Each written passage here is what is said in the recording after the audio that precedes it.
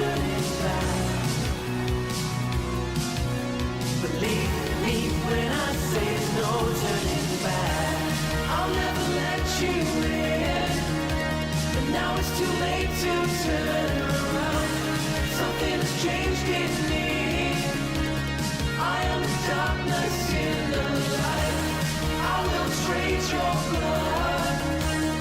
I will trade your blood for salt water. And won't you sing to the bottom of the sea? You are the prey. I am the hunter. I am the road. I am the heart. Tear you apart. You just keep on reaching out.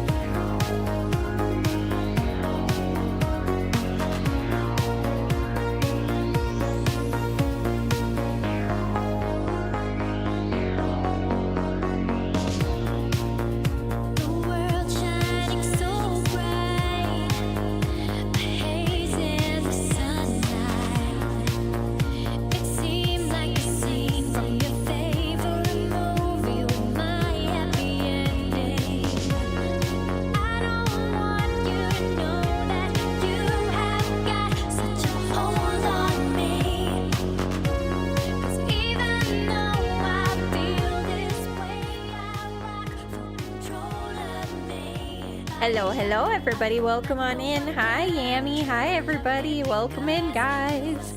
We're gonna play some more Ambition, a Minuet in Power today. And it's a pretty fun game. At least I've been enjoying the game pretty thoroughly. It's a lot of reading though, so if you're not into visual novels or reading, then this is probably not the game for you. However, it's got a lot of fun stuff like time management, a sort of time management mechanic, and I guess there's like, it seems like it's kind of a dating game, but I'm not sure if it's a dating game yet. I'm not sure exactly what to classify this game as yet. But we're trying to find our fiancé somewhere in Paris in the 1700s, I believe. So it's a really cool setting and it's got a lot of cool music. Speaking of which, let me get this started. We will play. I will play as long as I can today. However, I don't know how long my voice will last because there is no voiceovers in this game unless there was a mod and I don't know about it. But I didn't find a mod. This is a pretty old game. Well, not old. I mean, I think it was made in 2021, so it's a couple years old. Not super old yet, but old enough. But yeah, let us continue where we were. So we are in April, the 22nd of April. And yeah, I don't exactly remember what we were doing. I think I need to go and buy a new dress soon because this dress is about to lose all its novelty. And yeah, I think we'll need to buy some new dresses soon. I do have a military ball coming up. I can use this. All of them have military. Let's see, what should I buy? Probably something for the church if possible. I don't really have a outfit for the church. And maybe also the revolution would be good. Yeah, I think we'll look for an outfit that's good for the church and the revolution. Maybe today, but there are a lot of green things. This is to... see, this one is to go and check out Elizabeth the painter and Alex the soldier. This is... I'm not sure. Maybe check it out. This one is Antoine and Alex. And this one is the painter. I think... yeah, I think we're gonna go here today.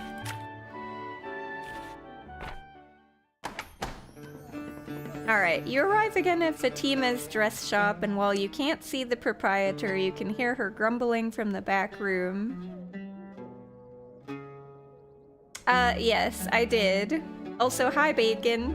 Did I restart my stream? I did not well, I just started streaming. Just now. Eventually, Fatima shuffles her way out to meet you in front of the shop. Dropping a ledger onto a nearby table, she seems to be lacking in her normal energy or enthusiasm. Welcome back, she mumbles. How can I help you? You seem bothered. Fatima, have you ever done business with the Viscountess Dufault? You seem bothered. Am I really that obvious, she asks with a sigh. I had a big order, a custom project. It took me forever, cost a lot to make, and then just fell through. I'm going to have a devil of a time making ends meet now. Was this order for the Viscountess Dufault?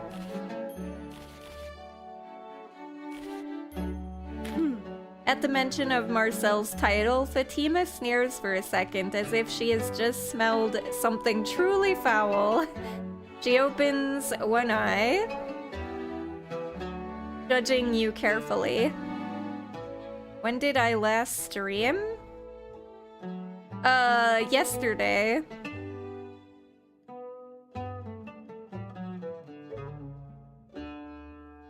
I have not streamed since, yesterday.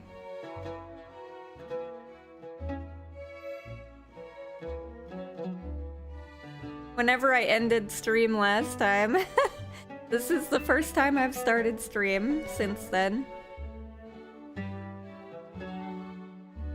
Let's see. At the mention of Marcel's title, Fatima sneers for a second as if she has just smelled something truly foul. She opens one eye, judging you carefully. Fatima's voice is flat and level.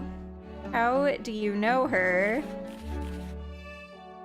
Met me at a party and I hate her. I'm just curious. She's a good friend of mine.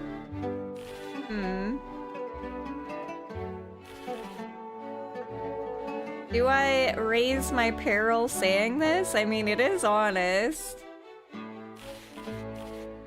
I will say that. Fatima perks up at this and looks at you with curiosity. Oh really? Well, it looks like we have something in common, though it tends to make us unpopular. In my case, the Viscountess didn't snub me at a party, she did so here. Alright. You see, a month ago I was approached by a servant working for the Viscountess Dufault. This servant said the Viscountess was a genius who wanted to commission a dress she had designed herself. I quoted a price to them and they immediately tried to tell me it was too high. This servant swore up and down that making something for this Viscountess was extremely prestigious, and that I should even work at a discount for all the new business it would bring me. The dressmaker snorts derisively. I may be new to running my own shop, but not new enough to fall for that old ruse. Still, starting a new shop is expensive, and the price we finally agreed on was nice. He showed me the sketches for this genius design, and it honestly wasn't terrible. A little tacky for my taste, but Fatima sighs and hangs her head for a moment. I wasn't thinking. I saw the liveries written on that banknote and didn't think to check the client's reputation. I agreed. Between my other jobs, I spent over a month working on this dress, just getting by on the initial payment for materials. Every other day, I'd get a whole list of changes from her. She wouldn't even check on the dress in person, but something always had to be bigger or more intricate. Anytime I suggested that we tone things down for the sake of elegance, she'd threaten to cancel the order, which would leave me holding the bill. I finally finished it, and this giant pink confection was a crime against good taste. I hate it so much that I didn't even write my name in the lining. The Viscountess finally arrived in person to see her creation, and she hated it. Even went so far as accusing me of butchering her design. Gotta stop drinking. Oh, well, I mean, you did just talk to me yesterday. Sometimes streams for me can blend together if I sleep almost immediately after and wake up and then stream immediately after waking up, which I have done. After After calling me every name under the sun, she took the dress but refused to pay the bill. She claimed it was compensation for her lost time. Fatima bites down on the stem of her pipe hard enough that, for a second, you'll worry that she'll crack one of her teeth.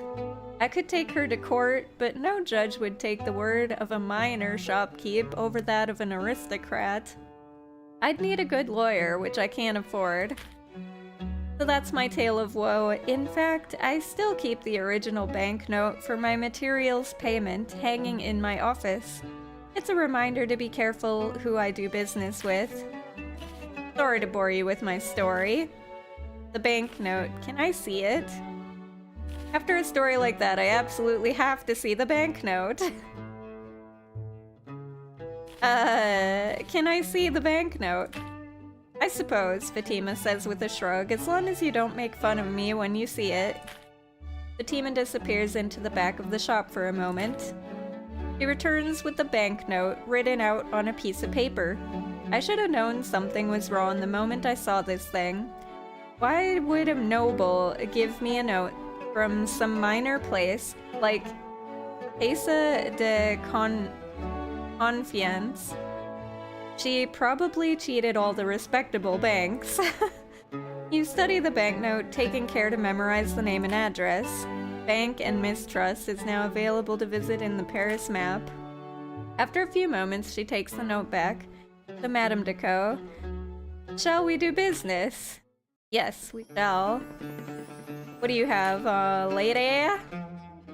Oh, well that is a church outfit. What else do you have? This one costs $128 though. If I can go for cheaper, I will. This one's $53, but this has 12 to the church and this only has 5.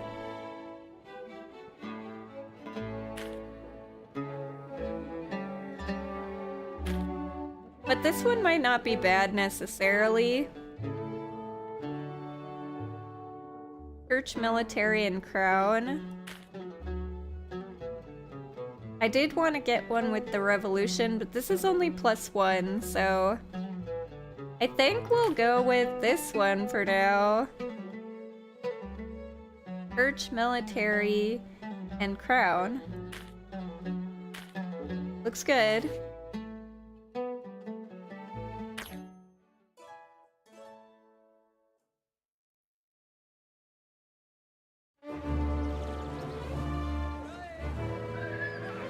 Alright. Yeah, 5'2" and a half. The price of food has been steadily rising for the last few months as many farmers lost nearly their entire harvest in last summer's unseasonable hailstorms. This was followed by a drought and then by one of the most brutal winters in nearly a century. There are reports of starving people in the countryside boiling bark to make gruel. Desperate commoners are abandoning their homes and fleeing to the cities for relief. The people are hungry. Members of the nobility, like the Duc d'Orléans, have raised money to feed the poor, but the problem is simply too vast for any individual act of charity to solve. Finance Minister Necker has spent over 50 million liveries importing grain from the rest of Europe by the famine, but the famine persists. The people are hungry and angry. Rumors circulate about wealthy aristocrats with secret stores of grain, purposefully extending the famine in order to lower wages and improve their political power. Workers are demanding higher wages from their bourgeoisie employers who remain intransigent. The people are hungry, angry, and they want to do something about it soon. Alright. Oh. A wine tasting. Hell yeah! Intimate party is sure to be the finest example of gentile revelry. I will go to that. Now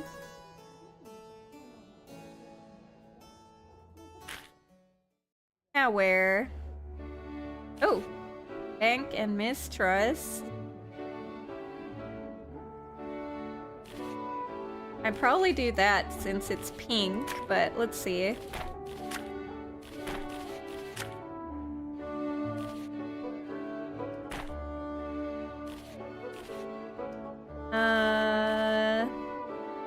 Oh, I do need to rest. Hold up. How many days do I have? Okay. Let's do this, and then we'll rest tomorrow, I guess? Your tireless investigation of your hated foe, Viscountess Marcel Defoe, has led you to a small and seemingly insignificant bank.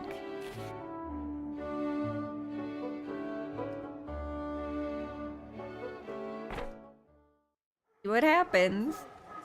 It takes far longer to find taste de confiance than you'd have thought. You'd never even heard of this particular bank, but you at least assume it would look like a bank. Instead, you find yourself standing outside a squat building with stone walls and a reinforced door. It doesn't even have a sign out front. Inside, you find yourself in a room with a man, waiting at a desk, tallying up some items in a ledger. Other than the desk, you can see very little furniture and no other customers. Motes of dust slowly circle in the air. The man looks up at you as you approach. He gives you the same fake smile used by anyone who has to be nice for a living.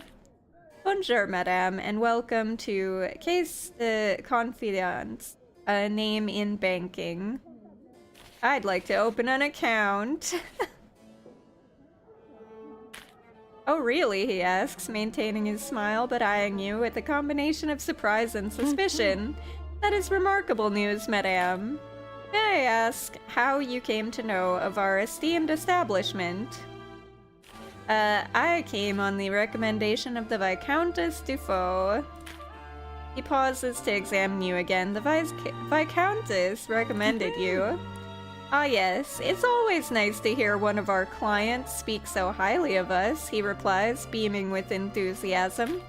A friend of the good Viscountess is a friend of ours. Now, as you can imagine, our minimum to open an account is 500 livres. You can withdraw 2,000 livres from my account at La Banque Protestante. Sure. Never in your life have you lied as outrageously as you have right now. He doesn't seem to notice. But of course, madame, I shall leave at once to fetch the deposit from La Banque Protestante. Please make yourself at home. Before you can say anything else, he disappears, leaving you alone in the bank, alone with all of the ledgers and records. Locking the front door to make sure that you aren't interrupted, you set up a pile of ledgers and start looking through them.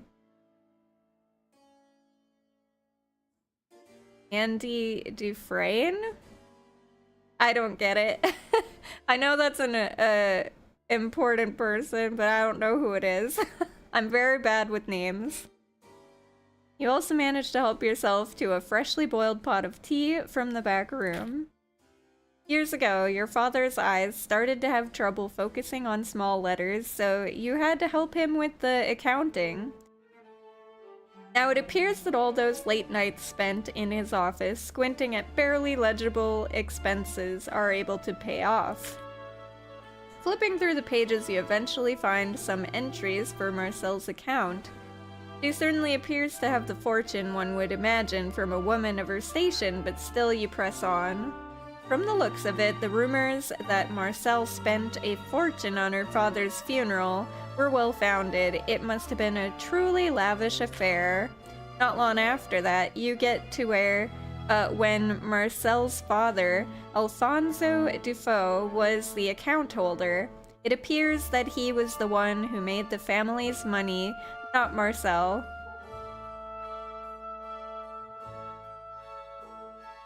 Okay. The dad made the money. While that would make for a good jab at a party, it's not enough. A member of the aristocracy having a fortune they didn't earn is more normal than not.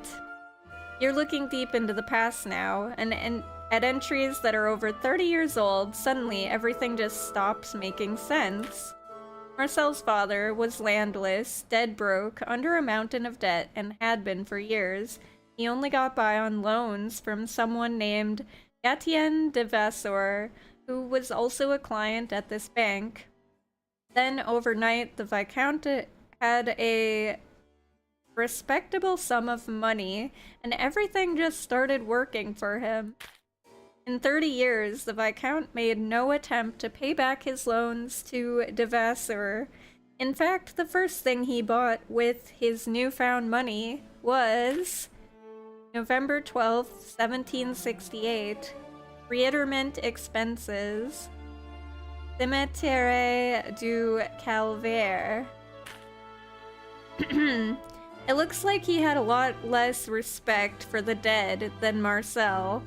You can't imagine burying a dog for as little money as Marcel's father spent to lay whoever this was to rest. Why bother moving someone to a different cemetery if you're going to do it so cheaply? You write down the name of the cemetery just in case it's useful. Hopper's grave is now available.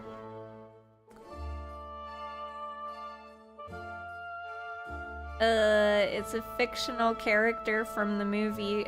Oh, I never saw Shawshank Redemption. So that would be why I don't know the reference. Foolishly for a moment, you wonder if the Viscountess Alfonso Defoe killed Levasseur and took their money, but that wouldn't make sense. You can't just kill and rob someone of thousands of livres without someone noticing. Too noticeable. Besides, what kind of thief would pay to bury their victim? You look through the ledgers a little further, but can't seem to find anything else that's useful. All you have is that Marcel's family used to be destitute, but they had a sudden windfall. Well, that and the name of a cemetery with a pauper's grave. You put away the books, put up the cloak of your hood, and disappear through a side door. Marcel's weakness is so close that you can practically taste it. I think this is the date though, right? The 24th? So I don't think we'll be able to, get her.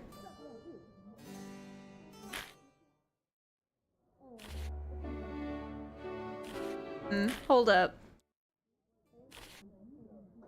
Is it worth losing 10 credibility? You know what? I'm gonna do it. I'm gonna save and I'm gonna try to figure this out.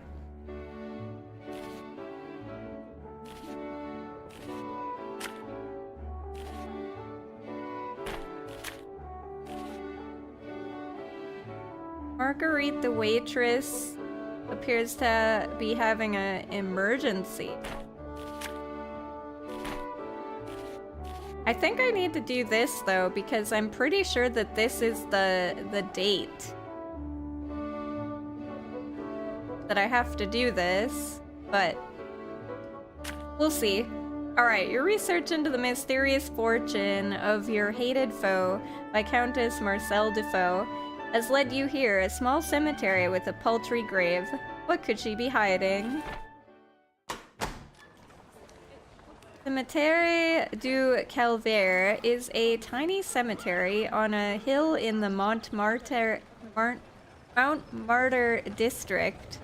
It's so small that you had to ask for directions twice, as people seem to have forgotten that it even exists at all.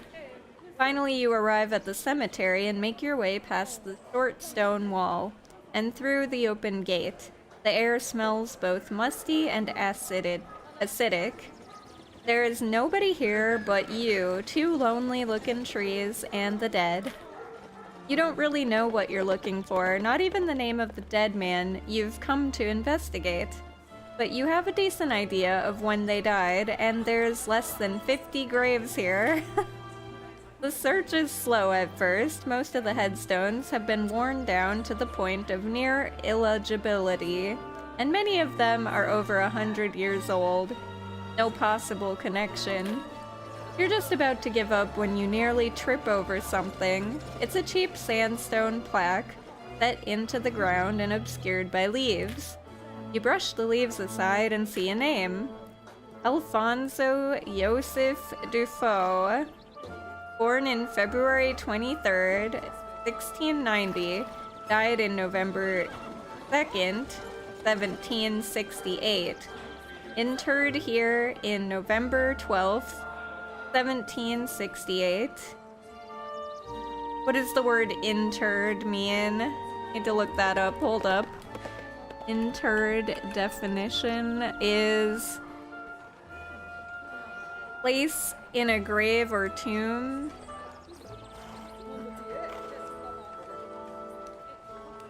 Oh, okay. He was put into the ground on November 12th. Got it. So he died on the 2nd, and 10 days later, he was put in the ground. Got it. Hands shaking, you frantically take out a piece of paper and your traveler's pencil. Brushing the edge of the pencil back and forth, you take a rubbing of the burial plaque. This is it. This is what you've been searching for. It all makes sense now. Marcel's father didn't kill Viscountess Alfonso Dufault. He became Viscount Alfonso Dufault. The old Viscount, the real Viscount, had been a destitute nobleman. He received loans from Marcel's father, Gatien Levasseur. When the Viscount died, Marcel's father must have found out, impersonated him, and had the grave moved to this cemetery, far from any prying eyes. A few small bribes to silence the gravediggers and nobody would be the wiser. That's why the Viscount never paid back his debts. Why repay yourself? Marcel's father isn't a real nobleman, he's just using the title of a dead man. With a noble title, it'd be easy to avoid taxes, secure loans, and do all the other things one would need to amass a fortune. If her father isn't a real member of the nobility, neither is Marcel. Her family's storied history, her fortune, it's all built on a lie. A lie that you know the truth of, and you have the proof right in front of you. You cover the grave marker again with dead leaves and carefully put away the rubbing you've made of the plaque. Now it's time to find a way to face Marcel. Soon your revenge shall be complete. Sherlock Tay. But I don't think I can do it, because I thought that the 24th was when... Start your day as you normally do by reading the morning paper. You furrow your brow at the news that something has gone well for that vile Viscountess Marcel Dufault. Apparently she held her birthday masquerade last night. Yeah... I needed to figure this out earlier. Damn. We tried. That was her most public event of the year, and with this opportunity passed, it seems like you will not be able to gain any kind of meaningful vengeance against her. You can no longer pursue vengeance against her. Uncertain of why you're choosing to do this to yourself, you keep reading the article anyway, growing angrier by the line. Not only was the entire event a staggering success, Marcel was even interviewed about it later. The masquerade was a beautiful celebration of the traditions and gentility that make our kingdom great, Marcel is quoted to say. Crown gained power. Okay. Such splendor is of course beyond the reach of the pathetic wretches that clawed our heels, such as that artless Madame Ducos. I lost credibility. Possessed by a terrible rage, you crumple the newspaper and hurl the traitorous rag out of your window. This elicits some consternation and choices invectives Choice invectives from someone outside, but you're beyond caring about such things. This entire day can already go to the devil himself. Well, damn. So we know, but we can't do anything about it. That's too bad. Alright, a music recital. Purest form of joyous amusement. Alright. Well, we're gonna go here and we're going to be tired. What to wear? Let's see. The next one is a revolution one. What's my best revolution one? This one? Yeah, this one is my best revolution one, so as long as I don't wear that. This one is new. Let's wear... Yeah, let's wear this one. I'll lose 10 credibility, but I might gain some back because I'm wearing this outfit.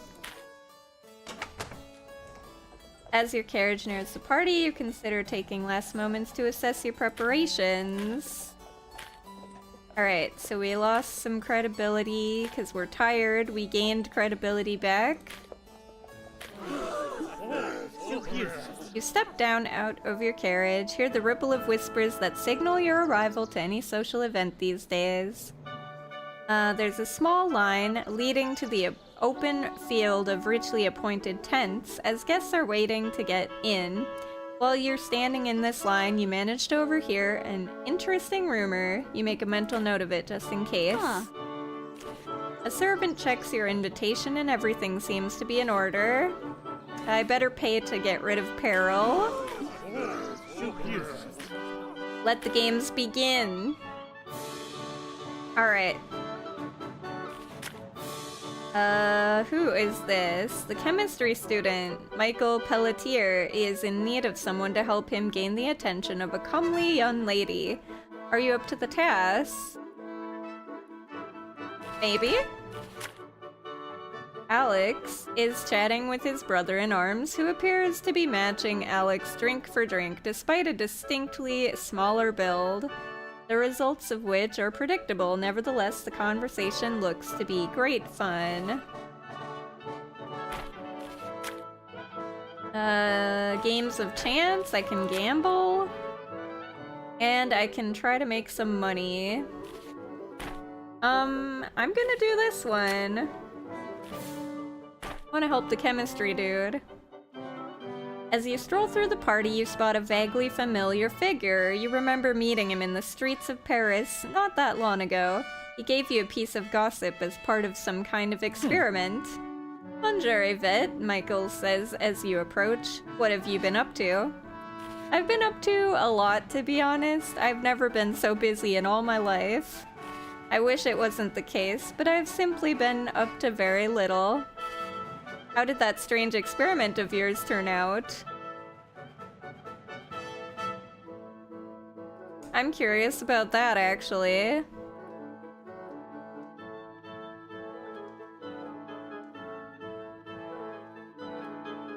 Oh-ho! It's still a work in progress, he replies with a mysterious smile. However, my progress has been waylaid by otherworldly pursuits. You notice that Michael is looking at something over your shoulder, something or someone. More specifically, my scientific studies have been waylaid by my romantic ones. Unfortunately, the woman I've set my heart upon is already being courted by a jealous and tiresome fellow. It's a situation that has put me at my wit's end. In fact, I could very much use your assistance if you're so willing. Just lead me to your problem and I shall handle the rest. I'd rather not be a part of any more of these schemes of yours. Good luck, Michael. Alright, lead me to it. Ooh. Fantastique! I need you to go forth and separate the two people over there, he continues, subtly indicating towards a young couple talking together in a different tent. Once the lovely madame is on her own, I shall have the chance to make my affections known. I would accompany you myself, but I think my rival is a little too canny for that, Michael says, handing you a small rolled-up piece of paper tied with a little bow. A message between potential lovers. Give her this if you can. With this in mind, you take your leave to him and begin the process of steeling yourself while you walk over to the couple that he indicated.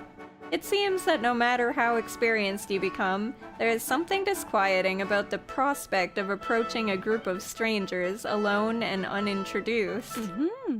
With your nervousness calmed to a mere dull roar, you approach these two would-be lovers in the midst of conversation. The lady immediately makes room for you in the conversation.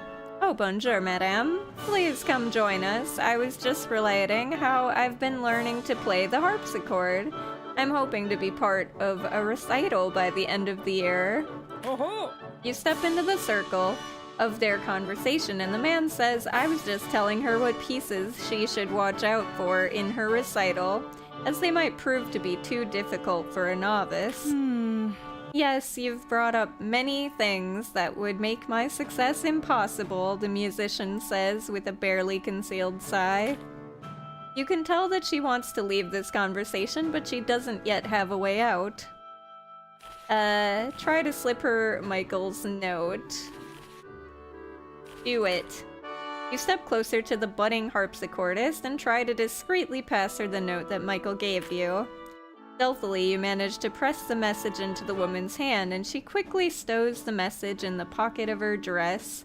The conversation doesn't even slow down for a moment. Of course, your sudden entry into the conversation does generate some suspicion on its own. Oh. It's not long before she excuses herself from the conversation to read this note, where you watch her bump into Michael, who just happened to be walking in the same area. As their conversation begins together, you notice the young student shoot you a grateful wink before he and the object of his affections disappear into the crowd. Oblivious, the boorish gentleman attempts to turn his attentions to you. You manage to deflect his clumsy advances with relative ease. Still, you don't want to be rude, so you humor him for just as long as is necessary, before you also take your leave. Now that you're alone, you realize that you feel an unfamiliar shape in the pocket of your dress. You check and realize that Michael seems to have slipped you a note at some point without you knowing it. On it, you find some gossip related to the host of this party, presumably as payment for your services here. Deep military gossip. Nice. All in all, this feels like it was a productive use of your time. Nice. It seems that the soldier Alex has caught Pierre while he was in the midst of tracking down a story lead. Their objectives may be at odds, but perhaps you can tip the scales. Gambling. A pair of former soldiers seem to be quite concerned with the rumors that they have overheard lately. It's unlikely that you'd be able to get them to divulge these rumors while together, but perhaps one could divide and conquer, as it were.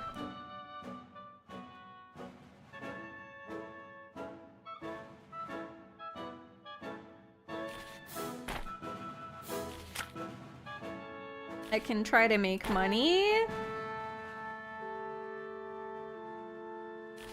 I don't know if I should do this, or if I should do this.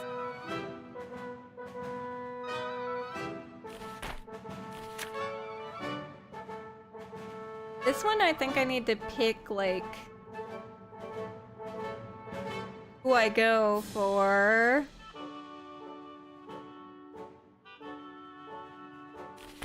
I think we'll go with this one for now.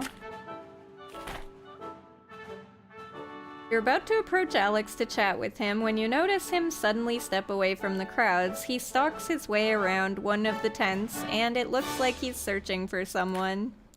Just as you arrive, he kneels on the ground and spreads his arms wide, ready to ensnare something. Kneel down with him? Is it your intent to look foolish, or is it just a side effect? Alex, what are you doing? I'll kneel down with him. You hike up your skirts and get down next to him. Now that you're here, you start to see his quarry as well. There's a flickering shadow behind the tent canvas. On guard, Alex yells, springing around the side and catching up the strange thing with a single hand. Wait a minute, you recognize that strange thing? Unhand me at once, I'm innocent. I have 2 alibis. I've been framed, Pierre yells indignantly. Pierre's gaze falls upon you and his struggles die down immediately. Oh, it's you. Who are you and what are you doing here? This is a private event. I, good sir, am a humble representative of the 4th Estate, Pierre replies, managing to effect a polite bow, despite the fact that his feet still aren't touching the ground. I'm here to report on what I see, and keep our humble public duly informed on affairs of state as they transpire. I've also heard that the Duc de Châtelet is having another affair. Of course, the last time he saw me, I'd just run a tell-all piece regarding his alleged abuses of rank. So he threatened to have me tossed into the river Seine with a millstone around my neck. Which I would like to say only proves my point about him abusing his power, don't you think? Oh. Be that as it may, Alex replies, I'm still obliged to remove you from here. Your dedication to your duty is admirable, noble sir. However, if something can be destroyed by the truth, should it not be destroyed by the truth? That is... Pierre presents a point. You'd just be doing the right thing, Alex. Yvette, you really think this is the right thing? Oh. I believe you, though it shakes me to my core to find myself in agreement with this thing. Besides, the last time the Duc de Châtelet spoke to me, he refused to address me by my rank and instead only referred to me as Garçon? So to the devil with him. Ah, this is most excellent news, Pierre replies, wriggling free of Alex's grasp. Yvette, Pierre, make sure that you show the bastard what for. Alex leaves, and giving you an encouraging look right before he disappears into the crowd. That went much better than expected, Pierre remarks, dusting off his well-worn coat. As I am in one of my many generous moods, I shall let you have this particular story. After all, not only will I get something for my humble newspaper today, I'll also finish the evening without any broken bones. It takes you a moment before you realize he's actually being serious. Now forward, forward in the name of truth. The next moments are a blur of skulking and distracting people with inane chatter while Pierre goes about his work. You've never seen him in action before, but you must admit the man has a certain charisma about him that loosens people's tongues in just the right ways. Ooh, shocking military gossip. Let's go. Ah, we do make quite a fine pair, non? Pierre says with a wink, as he drinks from a bottle of fine wine purloined from a nearby table. Wait, don't answer that, Pierre says hesitantly, slowly concealing the bottle inside his coat. I think that our dear friend Alex may not have been the only person to notice me. Merde! Pierre yelps as he breaks into a full sprint, fleeing from a pursuing set of guards. You do your best to look innocent, and they seem to ignore you. Looking around the collection of tents and guests, you search for the next interesting thing to investigate. Alright.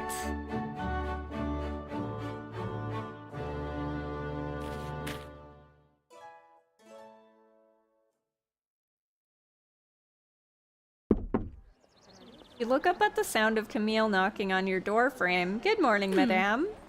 The house rent is due today, as are Hansel's and I's wages. Okay. Merci beaucoup, madame, Camille says with a curtsy as you hand her the money. Camille leaves to deliver the money, and with that business concluded, your day may continue. Alright, let's make a quick save. I'm just gonna make a new save. And we will explore Paris. A coffee run. I might check out this. The artist lady.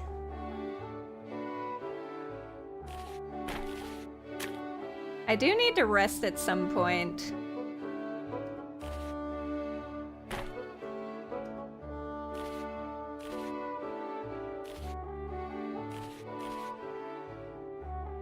I have 3 exhaustion.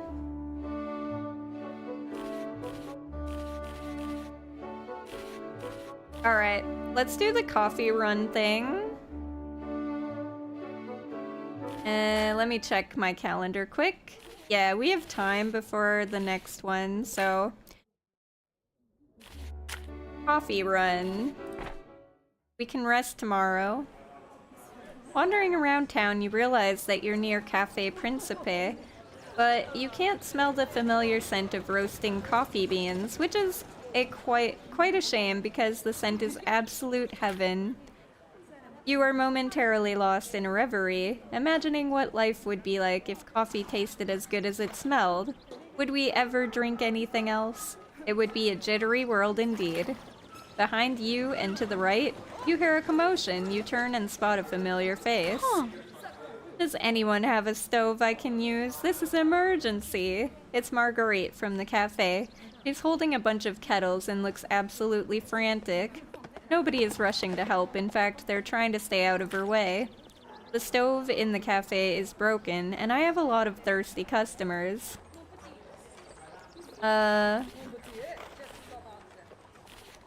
Please, can anyone let us use your stove? She needs it for work. Some members of the crowd turn to listen as you make an impassioned plea for this poor working woman beset by misfortune. She needs no money, no supplies, merely a stove with which to heat her water. Hearing your impassioned plea, someone in the crowd hurriedly escorts you into a tavern where they work. Immediately, Marguerite sets up her kettles on a roaring stove. You're not exactly sure how you get caught up in everything, but you're soon helping Marguerite ferry kettles of boiling water back and forth from the cafe for a few hours. It's exhausting, but you're met with a cheer from the patrons every time the two of you burst in the door with a new pair of kettles. Someone jokingly calls you to the Angels of Steam. The nickname sticks, at least for the day. Nice. Thanks again for your help, Marguerite says to you for the umpteenth time as she passes you during one of your deliveries. Eventually, the day winds down and you head home. You're tired but glad that things managed to work out. Feet. A week ago, a wallpaper manufacturer named Jean-Baptiste Revelon made a speech demanding bread prices to be lowered to something workers could afford. However, this speech was misinterpreted as a plan to control the wages of workers. Last night, a protest at his factory resolved peacefully. Today, however, was different. Yesterday's crowds, over 3,000 strong, returned today as mobs began to smash Revelon's factory. The watchmen of the Goët Royale were mobilized to contain the crowds, suddenly reinforced by the Queen's Dragoons, who were in the area for a training exercise. Bourgeoisie lost some power. The sudden presence of the military was a disquieting one. It's one thing to face the watchmen one sees every day on the street, but it's another to see mounted soldiers with rifles and sabers. One exists to keep the established order, the other exists to kill. Fear began to escalate through the crowd. Fear led to violence. A brick was thrown, a rifle was fired. Nobody knows which happened first. But for a brief moment, the floodgates of violence were opened and blood flowed in the streets around a simple wallpaper factory. In the midst of this madness, a common soldier broke ranks, riding into the center of the conflict, waving his hat, imploring everyone to put down their weapons and come to their senses. The unbelievable sight was enough to stun those who saw it, to make them reconsider their actions. He was struck down by a bullet fired by one of his own comrades, an accident. His name was Corporal Thomas Alexander Dumas, and he will be remembered as a hero. Oh shit! He died? That's not good. His death led to an abrupt ceasefire and is credited with greatly diminishing the amount of casualties that day. This led to a sudden swelling of support for the members of the soldiering class from all corners of society. The military gained a large amount of power.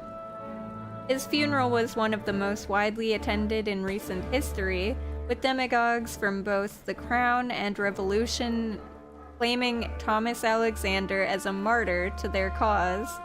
The military establishment has chosen to remain silent on the matter. Crown and Revolution gain power. This silence, in fact, has been deeply concerning for members of the aristocracy, who are worried that the common soldiers will be less likely to bear arms against their fellow citizens. Still, despite this, the soldiers of the Gardes Françaises have volunteered to patrol the streets until a measure of peace is restored. This has been greeted with a wary assent by the public. Military move toward the crown. Uh-oh. And so, with the loss of a voice pleading for peace, Paris has started to burn. I'm in chapter 2! You wake up from a fitful sleep, but spend around an hour rolling around in bed instead of actually getting up. Given how dangerous the situation outside has become, you haven't left the house in several days. The lost sleep makes perfect sense, of course. After last week's events, it's hard to imagine resting easily at all. Your mind keeps coming back to the larger events of last week. How a mob of peasants simply overran the holdings of one of the wealthiest and most powerful men in France. There was nothing special about those people, and yet they so easily defied the laws of His Majesty the King. It brings to mind the idea that what we call power is a partnered dance between the ruler and the ruled. To those watching the dance, it feels like the small pushes and pulls of the ruler represent absolute control. But that's only because both partners know their roles so well. That's the power of good theater. It can make imaginary things seem more true than reality. However, the truth is that a single misstep by either partner could cause the entire dance to break down. A single misstep can cause the ruled to remember that they aren't actually powerless at all. As the people remember how much power they truly possess, Paris will become more and more dangerous. Your actions may now have more powerful consequences for good or ill.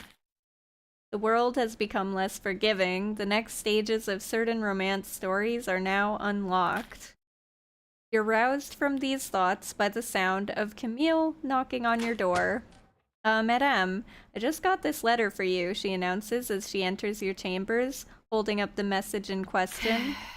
Earlier this morning, I saw a man leave it on our doorstep, but he disappeared before I could get a good look at him. Camille apologizes with a shrug.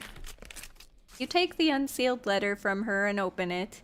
Immediately, you note that while their handwriting is both careful and curiously precise, you don't recognize it at all. Madame Ducos. You don't know me, but I follow Le Trumpet du Peuple with interest, and I know that you're connected to some of its finest stories. However, I also have reason to believe that I would be quite useful to some of your more clandestine interests.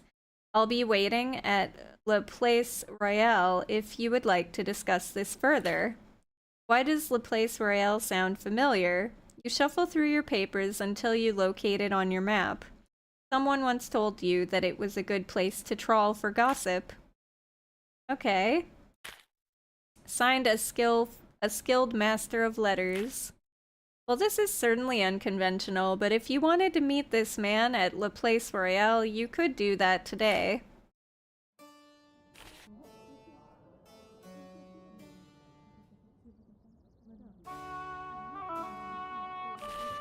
Okay. I really need to rest at some point.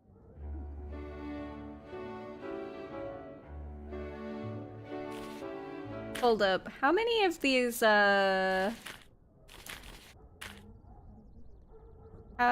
gosh. 16 days old? These things are worth barely nothing now. That's unfortunate. Well, I should probably sell those today.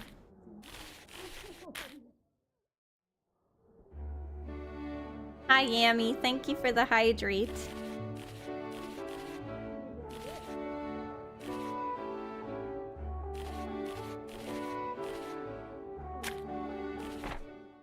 I'm gonna sell this stuff.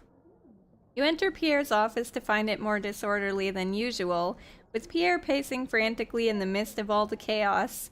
He looks up at you and exclaims, "Ah, madame, thank God you've arrived." Excuse me. I've been keenly checking the winds of public opinion, and my finely honed journalistic senses tell me that our readership desperately cries out for stories concerning the bourgeoisie. However, I'm at a loss for such information. If you can get me fresh gossip relevant to that faction in the next 9 days, then I'll reward you with 30 liveries, in addition to your regular finder's fee. Do you feel up to the task? Yes. 9 days, I can do that. Fantastique, madame. I just knew you were the perfect woman for the job, he replies with an excited grin. I already await your success with bated breath. Now then, to business, yes? Alright. Well, this is all, like, worthless.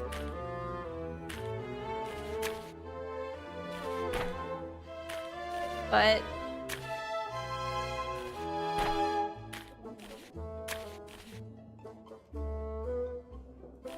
1 in 10 chance.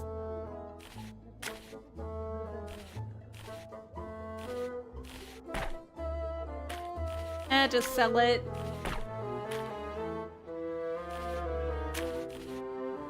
A 1 in 4 chance for that. I'll peddle the influence, I guess.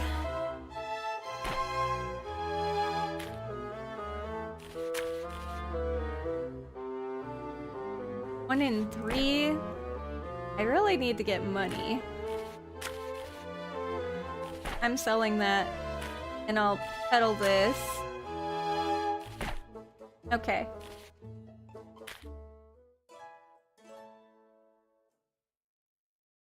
Hopefully no one finds out anything.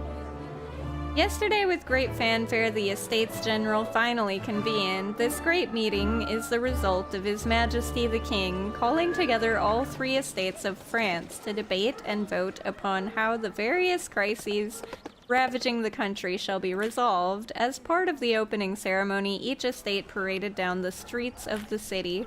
The first estate, the church, sent clergymen from all over France. Among their number are everything from humble countryside priests in their black cassocks to resplendent bishops and cardinals bedecked in crimson and gold. The second estate, the nobility strutted down the streets in unison. Bedecked in their finest clothes and jewels, they seemed like an army of swaggering peacocks. Theirs is the realm of tradition, privilege, and loyalty to the crown. The third estate, representing over 9/10 of France's population, marched in stern and quiet rows. Dressed in blacks, browns, and other sober colors, they represent everyone from the highest judge to the wealthiest factory owner to the lowest peasant. In fact, His Majesty has even seen fit to break from tradition to grant the Third Estate double representation. With twice the amount of representatives, they're closer to representing their own stake in the country, which was originally a source of great hope. Unfortunately, it has come to pass that while they were granted double representation, they haven't been given a doubled amount of votes. The third estate still can only cast as many votes as either the first or the second estate. This means that their double representation is purely symbolic. Only cast as many votes as either the first or second estate. Okay? Needless to say, this has made many people extremely unhappy. In fact, it's led to some within the third estate to, wait, what the devil? Clenching the newspaper in your tightened clutches, you reread the article carefully. One of the men described in the article sounds extremely familiar. Long brown hair, young and tall, representing the nobility of the second estate, but has elected to merely wear a fine blue coat for the opening ceremonies, without other adornments. The article writer singled out his casual attire as disrespectful. That's Armand, you're absolutely certain of it. Without any illustrations to speak of, you're forced to carefully reread the short passage over and over again. Every tiny statement about the reporter's chosen viewing point of the ceremonies gains a new value as you attempt to deduce where Armand was last seen. After checking your findings against your map of Paris, you think you might have a lead. Nice. In fact, you might be able to search for him today. You pause to read the social pages of the newspaper while you take your breakfast, sitting at your vanity. One of the benefits of working for Pierre is getting a free newspaper every day. It's then that you nearly spit said breakfast all over your mirror when you read the social pages more closely. Paying attention to key details, you realize that the stories Pierre wrote using your gossip could be traced back to you. Shit. If you can do it, there's a good chance someone else can too. Things, of course, will not do great things for your reputation. You put down the newspaper and sigh. With that, your day has only begun. Okay. Quick save. And then I guess we explore today and rest tomorrow?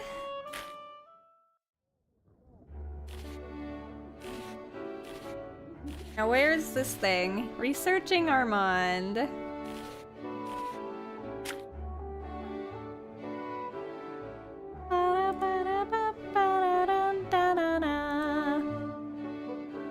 Let's see.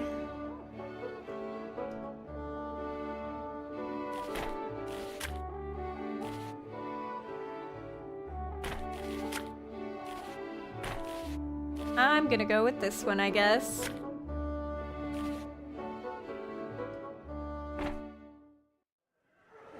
Getting ready in a flash, you head out into the street with the newspaper and your journal, determined to find some evidence of where Armand could possibly be.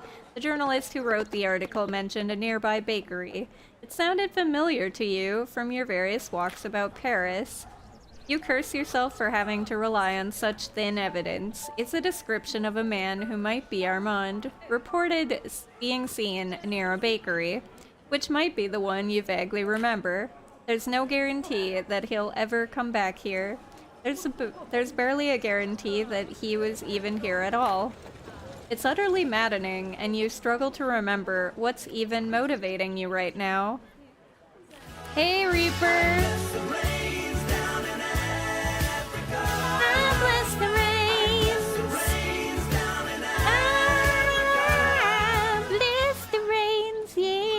Thank you for blessing the rains of Africa. Welcome. How are you today?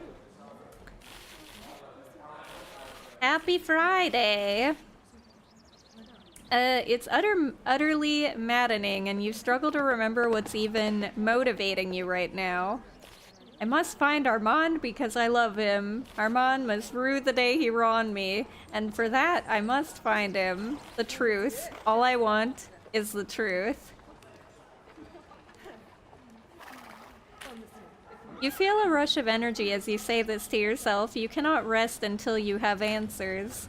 You manage to find the bakery, but you're uncertain as to where to start your search. Perhaps I should go inside and question the proprietor. I'll check the streets nearby. You're about to scour the streets and alleys when you feel a tap on your shoulder. Oh, it's... We should get off the street, he says quietly.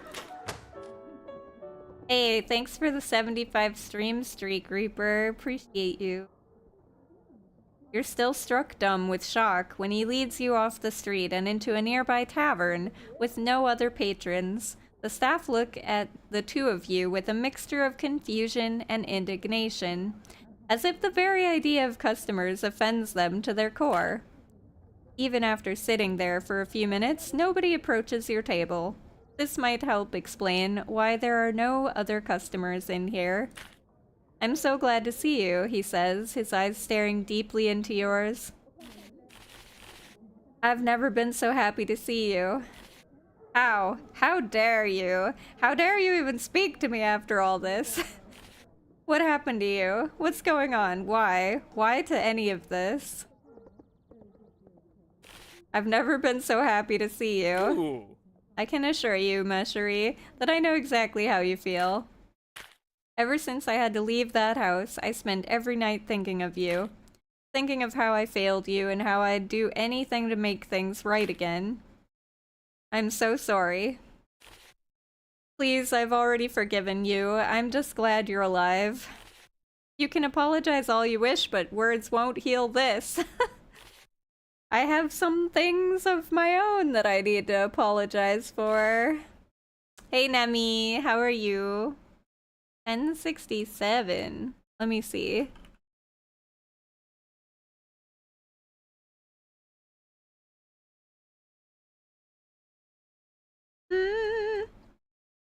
What was it? 1067? What if we sweat chocolate instead of perspiration? Oh, well, if that was the case, I would be, licking myself a lot. I love chocolate. And I'd probably go work out a lot more. So that I could taste chocolate more often. Also, I'm pretty sure we'd feel much more sticky if we sweat chocolate instead of sweat. It probably would feel kind of disgusting, but... I mean, sweating already kind of feels disgusting, but it'd be more disgusting, but it'd taste better, so... I don't know. It'd probably attract a lot of bugs, too. But... yeah. Let's see. I'm so sorry. I've already forgiven you. I'm just glad you're alive. You have no idea how eagerly I have waited to hear those words from you, he says, laughing with a sense of great relief. I have so much to tell you, and so much to show you. Soon you'll understand why I've done all of this. You'll see what's at stake for us. Of course, right now, I still have to risk going to the Estates General, and I have many important things to do there. Thankfully, nobody can risk assailing me while I'm there, but I have to keep my living situation a secret due to the threat of ambush, he says while he pulls out a piece of paper and begins to write on it. He hands you the paper, which he has written an address on. It's a house on the western edge of the city. Don't worry, it's just as charming as the one you're living in at the moment. Okay, Armand's purpose. While I can't move back in with you, you'll at least be able to visit me where we're staying. I'll do so as soon as I can. Un momento. Armand, what do you mean by where we're staying? Not sure if I can risk it. What do you mean where we're staying? Oh. Ah, yes, well, you see, Armand, what the devil are you doing here? We need to, a woman asks as she walks into the tavern. Ah, Yvette, I see we meet again. You two already know each other, Armand asks.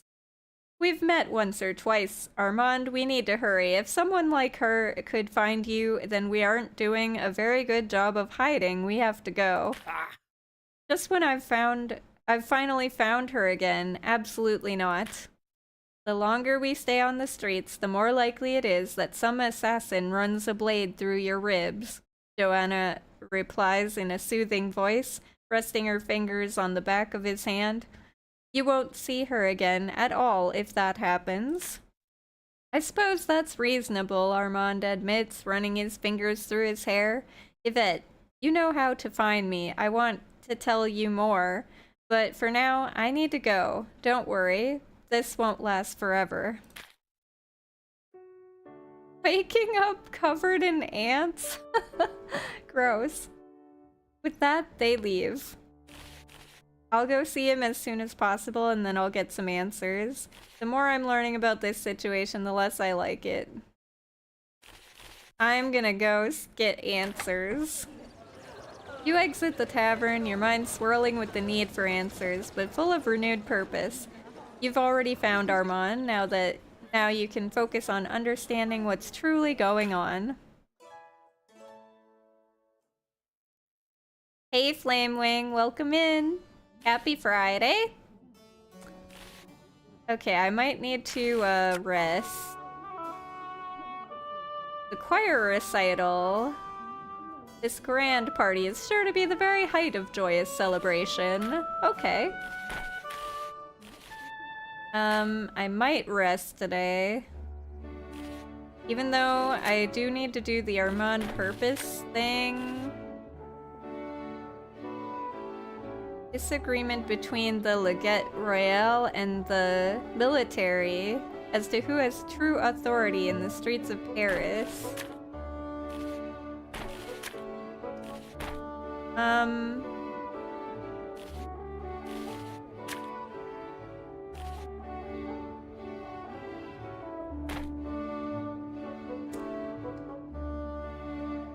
Alright, let's rest, I think.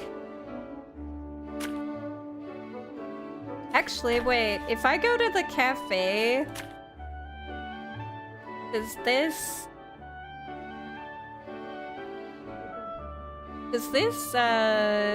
lower the exhaustion level at all? I don't know, we're just gonna rest. We have 3 exhaustion.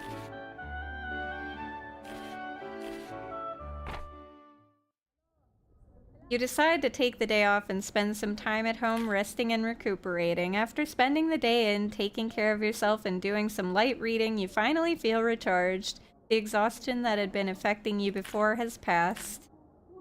With that complete, you turn your focus upon the other matters that demand your attention. Alright. Party time! Gonna make a quick save. Now we need to wear something for bourgeoisie. So probably this one. As your carriage nears the party, you consider taking one last moment to assess preparations. Alright. Not exhausted, we have credibility. And we gain some cheap gossip. And I'm gonna pay to lower my peril. Now let the games begin. Oh hey, it's this asshole lady. You're approached by a woman wearing a green emerald about her neck, and something about her feels wholly too familiar. Is it because she seems to know so much about your past, or is it something else? Or I can go make money. Or I can get... Oh, I do need to get some bourgeoisie stuff. Oh, but Did I get bourgeoisie stuff coming to this party? I think I already did, so I think we're okay. Let's do this then. With a sigh of relief, you manage to find a breeze from the open door in the vestibule. It's gotten so hot that you feel like you're going to pass out. You're absolutely certain that you've already started to sweat through your makeup. All the same, you check a mirror to make sure that neither of your eyebrows are trying to flee their assigned positions. Thankfully, they have managed to hold steady. Hearing a trill of laughter, you turn away from your reflection to notice that woman Johanna approaching you. She's holding onto the arm of a particularly powerful gentleman, but you can tell that she is the one guiding his steps and not the other way around. Yvette, I can't believe that you're here, she says with a note of excitement in her voice. I was just telling the fine gentleman here all about you. It's such a shame to hear about how the Viscountess de Faux absolutely humiliated you in front of all of those people. I can't imagine how awful it was to endure such a vile debasement. Truly unfortunate. The gentleman with her looks over you and gasps.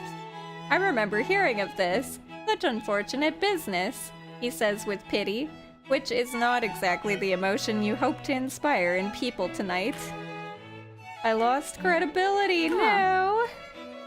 Well, all things considered, you have done quite well for yourself, Johanna says, scrutinizing you carefully. In a provincial village like yours, I can see why Armand would have taken quite a liking to you. Then again, I imagine it's easier to be so ambitious when you have nothing to lose. It's true, I make sure that there is little in my life to weigh me down. Spoken truly like a person who's always had resources to work with. Oof. What makes you think I have nothing to lose?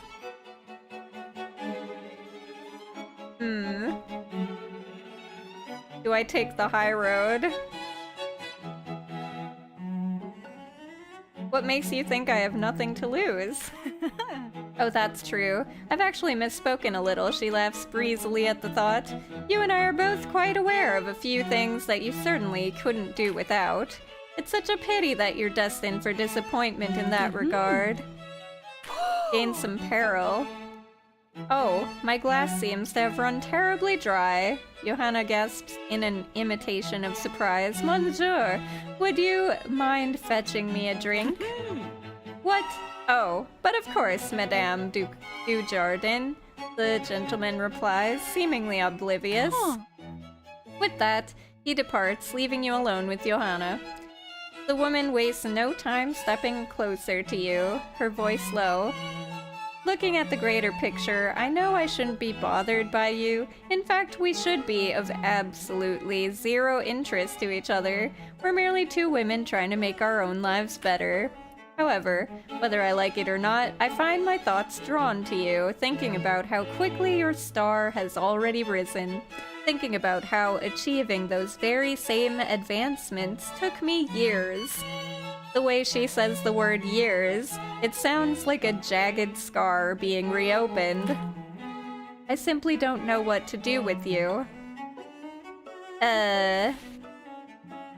This doesn't need to end in open hostility, Johanna. You know that, right? I can't tell if this is a threat or a more romantic advancement. Either way, let's get it over with. I don't know either. What I do know is that I'm going to walk away. Ooh. I'm gonna try. It's a hard credibility. Hopefully I can do it. Doesn't need to end up in open hostility, Johanna. Oh, is Armand's fiancé trying to extend me an olive branch? She asks, scrutinizing you further. Fine, I can accept that for now, as long as our circumstances don't interfere with each other's plans. We can be at least be civil. Johanna seems to visibly relax, and you can feel a certain tension drain out of the conversation. Oof, that's good.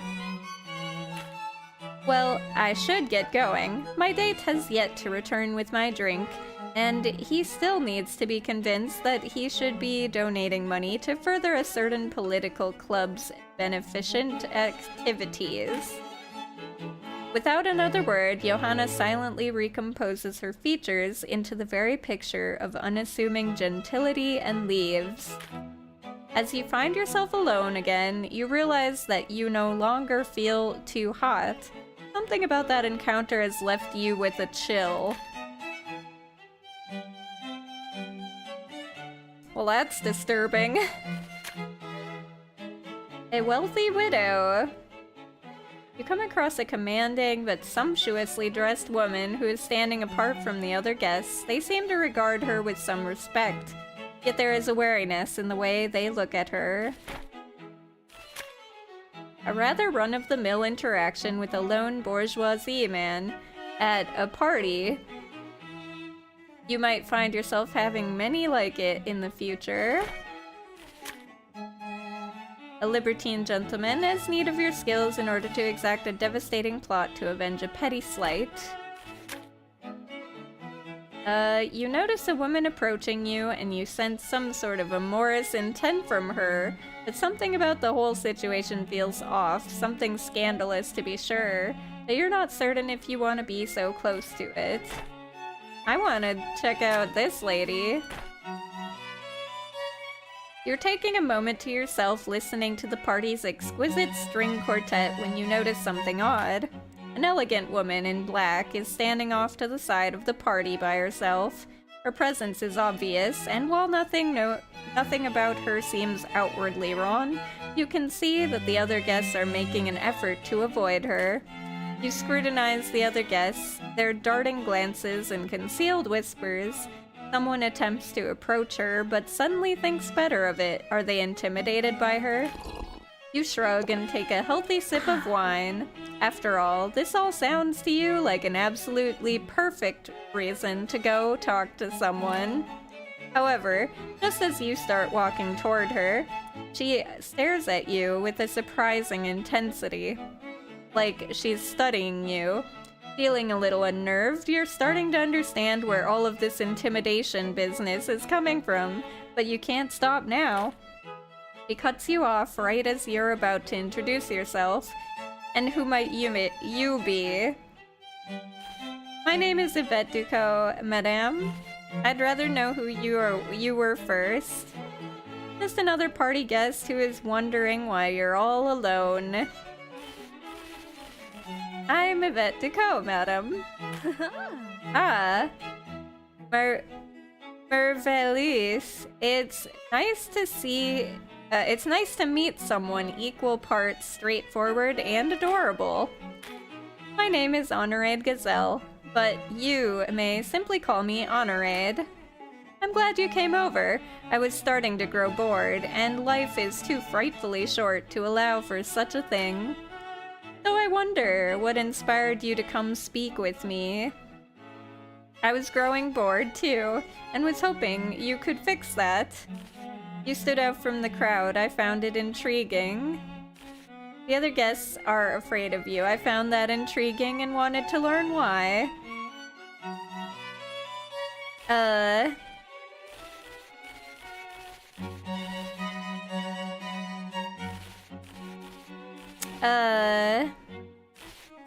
I was bored. Huh.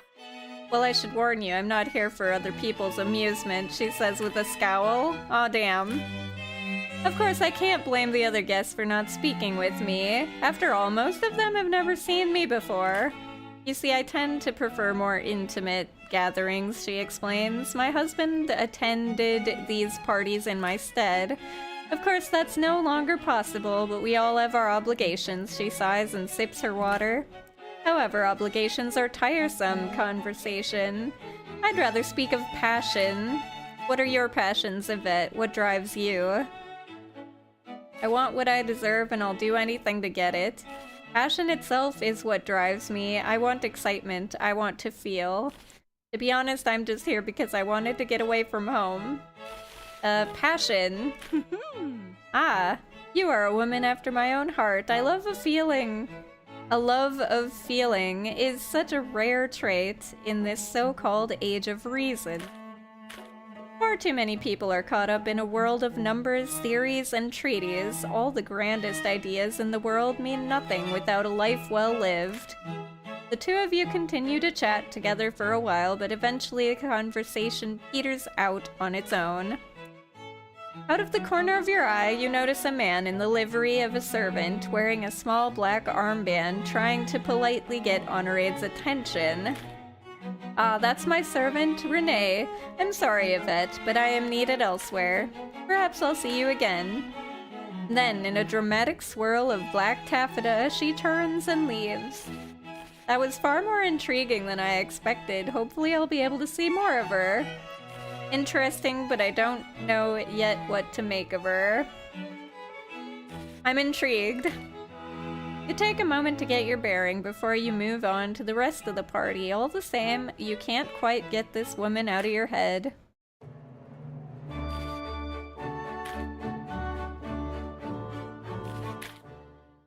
Eh?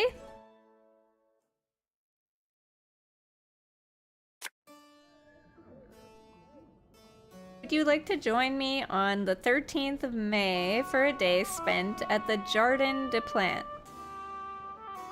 Elizabeth. Sure.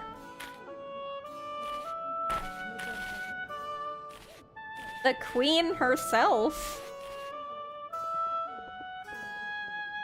I better make sure I've got a good dress for that.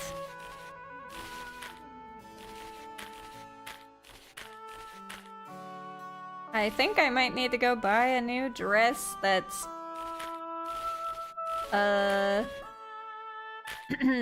a dress that is better for the queen.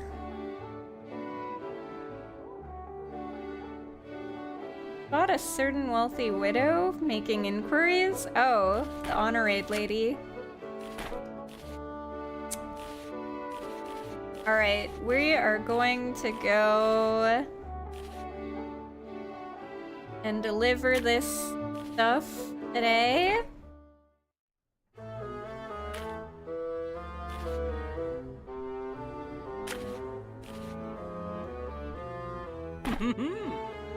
Hey, thank you, madame. This is exactly the kind of salacious trash our readers want. Good.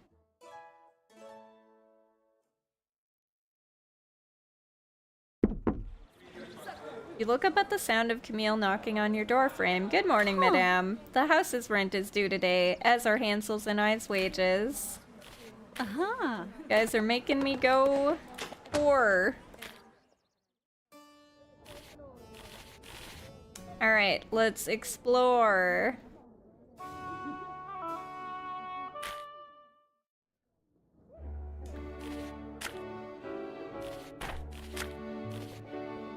The artist lady.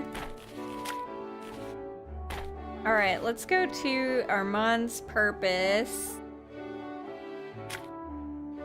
You have finally found your fiancé, Armand, and he invited you to visit him in his new abode. He claims that he'll be able to explain his mysterious disappearance, what he's been doing all of this time. It's a long walk to get to the Armand's address on the western edge of Paris, but compared to the events of the last month or so, it's as easy as a stroll around the block. The neighborhood is a poor one, but filled with the kind of poor who still feel that they can improve their station. Persons strut proudly down the streets, wearing one or two articles of fine clothing over their worn-out ones, seeming almost a parody of the wealthy aristocrats who glide about La Place Royale. To them, these one or two expensive things are both a luxury and a valuable armor against the sneers and derisions of those better off. Time and again, you have seen that the poorer one is, the harder it is to gain someone's trust. In lives like theirs, any scrap of trust could be the difference between survival and complete destitution. Armand must have chosen this address because he wouldn't stand out here. in his fashion of a fine nobleman's jacket and plainer clothes underneath. He'd look like any other proud and desperate man trying to survive and strive for something better. You managed to find Armand's new home. 3 stories tall, but thin and leaning to one side, it feels less like a home and more like an old man, crippled with age. It reminds you of your own living station. However, judging from the dust and cracked windowed panes, he doesn't have anyone like Camille to take care of things. Well, Armand isn't the only one living there. There's also this Johanna woman. You're still uncertain of her role in all of this. Could she be the one who wrote that cryptic letter to him, which you found secreted underneath the floorboards in the kitchen? You knock on the door and hear some movement inside before someone opens the door just a crack to see who it is. Spotting you, Armand flings open the door and bounds outside. Oh, ma chérie, it's great to see you again. Please come in. You walk in, and he takes your cloak from you to hang it on a coat rack. The inside of the building is remarkably sparse, and without any decorations, it feels more like an outpost than a home. Please make yourself at home. Johanna is out, so it's just you and me for the moment. Oh, but of course.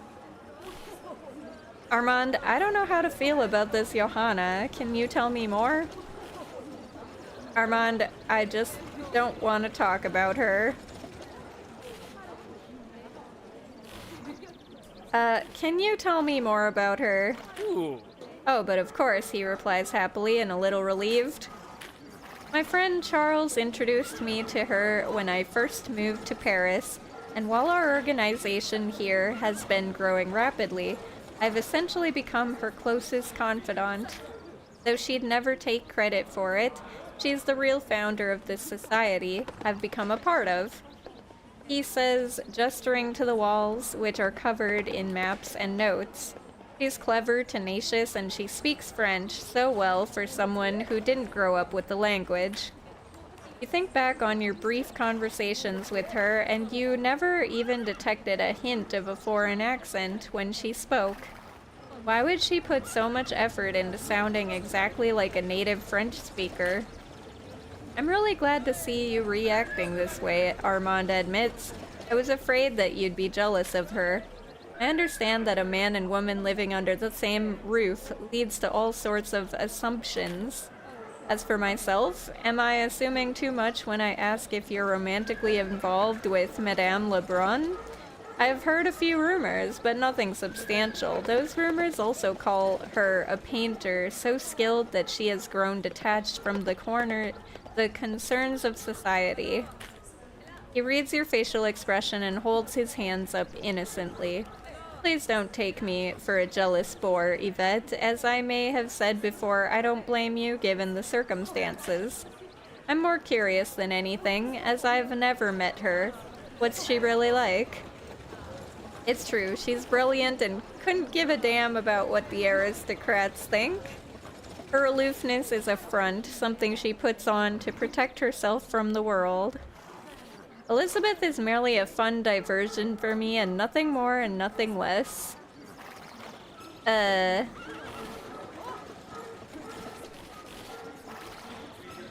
I'll say the middle one. Oh really, perhaps I'll have to learn a little more about her myself. Oh yes, I have something to show you, he says, leading you up 2 creaky flight of stairs to a window. It immediately feels different from the other ones in the house, because you can see that the glass here has actually been cleaned and polished. Look out at all that, he says, gesturing to the city. You're at the very top of a small hill, and all the buildings in this neighborhood are short, lending you a remarkably clear view of Paris. I come here to think every day, to think about the responsibility I have to these people. While I'll never see them all, I can see their houses, their workplaces, and all the other places that serve as the stages for their lives. Few of them will ever have the power to change things, sometimes by the mere circumstances of their birth. Still, that only makes it even more important that I do something right. That's why I joined this group, the Frankish Habsburgian Society. In Austria, the House of Habsburg has managed reforms for more efficient governance, religious tolerance, land reforms, and more. Here in France, we have a battle brewing between two disastrous powers. First, there's the aristocracy, who would march our country off a cliff if it allowed them to preserve their privileges for another day. And the revolutionaries, who can only agree on what they wish to tear down, but not on what they'll build afterwards. Her Majesty, our Queen, was born Maria Antonia Josepha Johanna, daughter of the Empress of Austria. Her brother, Joseph II, is the Holy Roman Emperor. If our two countries were brought together under a single rule, France would have the resources to solve its immediate crisis, and the political will necessary to do away with our more backwards traditions. Every single day, I look out of this window and think of all the people that we could save. This is amazing, Armand. It's perfect. Oh-ho. Well, it's certainly amazing, but it's far from perfect. What we're aiming to do is perilous indeed. He takes his hand in yours, yet there is nobody I'd rather have at my side to fight for this future with than you. Armand stares silently out the window, looking out at Paris and its people. You stare with him. Without a word, he grabs you by the waist and pulls you closer. You rest your head in the crook of his shoulder and realize that you had nearly forgotten how it felt. The two of you watch the sunset on the city together. The lights of city slowly appear, like a second set of stars. Quietly, he says, I have to leave for a meeting tonight. More secrets and skullduggery. We have something coming up that will involve convincing a lot of people to our cause, and I think you'd be perfect for it. I'll have someone leave a message with Camille when we get close to the date. You can stay here for a little while longer if you like. Can I trust you to let yourself out? But of course. Nope, I'm gonna steal everything you own while you're gone. Do you really have to leave? Of course I have to leave, he replies, sounding genuinely hurt. Why don't you take me at my word? I'm not just trying to avoid you, I have responsibilities. Armand is just about to leave before he turns back to you and says, I just wanted to say that I never stopped thinking about you. In fact, I still have all the letters you wrote me locked away in my desk. With a gentle smile, he departs for his meeting, leaving you alone in his house. You relax and assess your situation for a while before leaving yourself. Why would he get offended that? I don't know. I think it's sweet to be like, do you have to go? This means that you want to spend more time with them, you know? Like, we haven't hung out for how long? I haven't seen the man. This is the first time we've gotten to talk. But whatever, he's a strange one. Alone, you walk down the nighttime street by yourself, considering all you have just learned. Well, this has certainly taken a turn for the exciting. Fantastique! I have finally managed to find my fiancé, and now I am an accomplice to treason. This is taking a turn to for the exciting. Heady with the thoughts of the adventures that are surely awaiting you and Armand, you head home with a light step. Even the darkest shadows hold no danger for you tonight, merely the possibility of further excitement.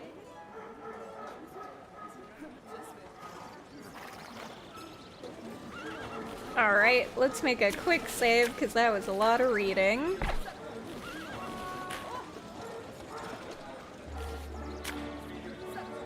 There's a bespectacled traveler. Maybe I should check out what this music to my ears is. But I think I was supposed to go here for some reason. La Place Royale.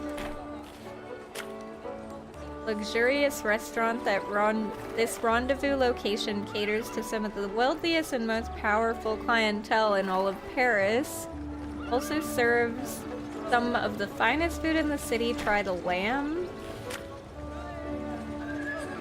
This is a location known for its comedies. I could also go here. Or I could go buy a dress, but I don't have that much money.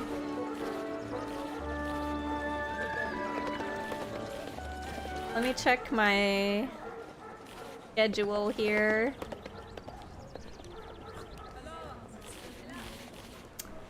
So let's see. I'm gonna have to wear this to the crown, probably. And this to the church. Yeah. And we won't be able to rest until later.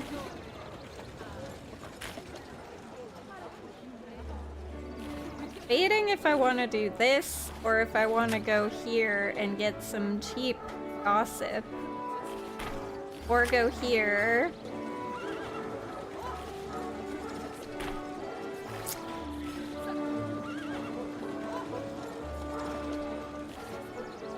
Oh, let me check one more thing. So, these guys...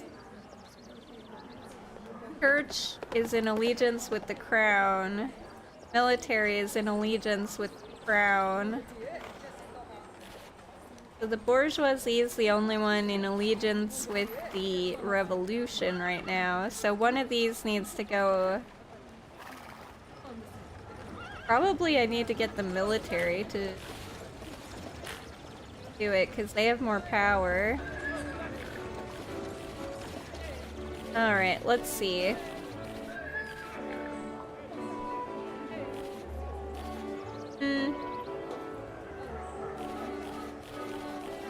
Should we do the music to my ears, or... I'm gonna go here. I wanna go to the cafe. You're all for treason, hell yeah. You arrive at Cafe Principe to find it, as always, packed with customers engaged in animate conversations and gesticulating wildly with cups of steaming coffee. Really, it's a small miracle you have never seen anyone get scalded here. Finding a seat at an empty table, you're approached by Marguerite, the waitress. Welcome back. What can I get you? Coffee. Oh, certainly, madame, she replies happily. She gives you a quick curtsy before she checks in with another table, taking their order as well. You sigh and take in the cafe around you. The whole place hums with excitement as patrons make their new pronouncements and trade verbal barbs with their compatriots. It is then that Elizabeth stumbles in, looking exhausted, and sits down at your table. Bonjour, Elizabeth. Pardon me, but you're at the wrong table. Elizabeth, are you alright? Bonjour. I will take one of the largest, hottest, most invigorating drinks you have. Perhaps two, she mumbles in reply while staring off into space. Merde, she gasps the moment her eyes focus on you. I thought you were the waitress. Well, at least that woke me up. She sighs. Marguerite returns with your coffee, takes one look at Elizabeth and says, I take it that you need one as well. You take a long, deep drink of the invigorating brew and feel some of your energy return immediately. Lost a level of exhaustion? Let's go. Yes, please, beautiful angel of steam, bring me coffee, Elizabeth says to Marguerite, otherwise doing her best to not simply pass out at the table. Shaking her head and trying to contain her laughter, Marguerite leaves to do just that. Elizabeth, are you alright? What's happening? Alright, to confirm, I'm not the waitress. Do you come here often? What's happening? I'm alright, I think. Just haven't been sleeping well lately. Still, thanks for asking. No one, but two, not one, but two of my patrons have fled the country because they're afraid of some kind of revolution. Of course, neither of them bothered to inform me of their plans, so I had the privilege of finding out by arriving at their house for our next sitting, only to find the place abandoned. Now I have to work double time just to drum up new work, and it's killing me. Marguerite returns with Elizabeth's order. The painter slides some coins across the table to her while taking a long drink of the steaming black drink. Quietly, Marguerite leaves the two of you to your business. So, is there anyone you think would like the Queen's personal painter to work for them? If it narrows things down at all, I need someone who isn't going to immediately slam a door in my face. Any new patron of hers would gain influence, but they'd need to be loyal to the crown.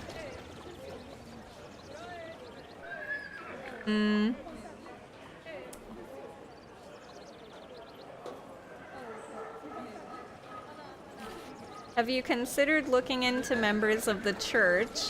What about clients in the military?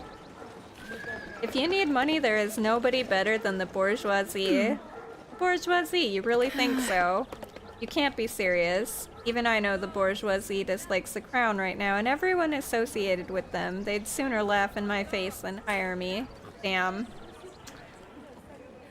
I should have said the military. Well, it seems like it's time for me to go out and start looking for introductions until I find new patrons, she says, draining the coffee and standing up. Thanks for listening, Yvette. With that, she leaves, and you return to your normal business at the cafe.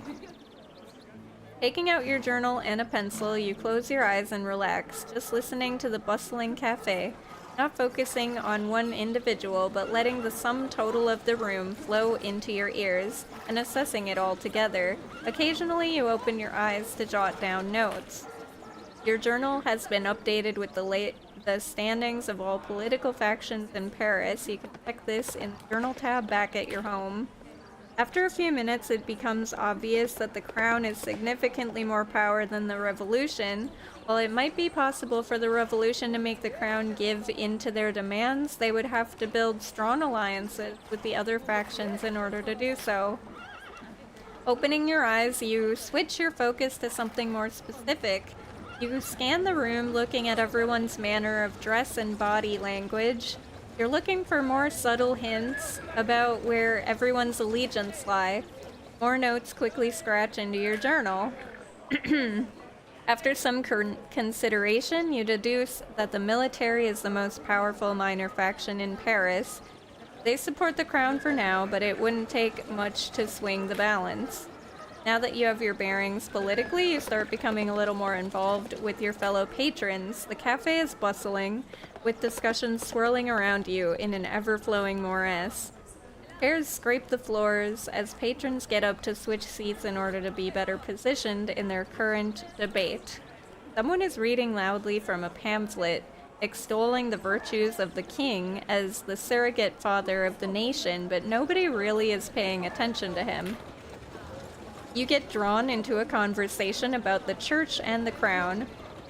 Some aristocrats are angry at the First Estate is allowed to send priests that weren't born in France as representatives to the Estates General. What say you? One of the patrons asks you suddenly. The church is right. They should send whoever they think is best suited for the task. The crown is right. Only the French should decide the fate of France. Church. At least one of the people in the discussion feels satisfied with the answer, but not everyone seems pleased. You're certain that your opinion will be known by nearly everyone in Paris by the time the next morning comes around. Alright. It's now late in the day, and while you're certain the conversations here will carry on long into the night, you feel like you've done what you came here to do. You say your goodbyes to the various patrons of the cafe and head home with a little more knowledge than you had before.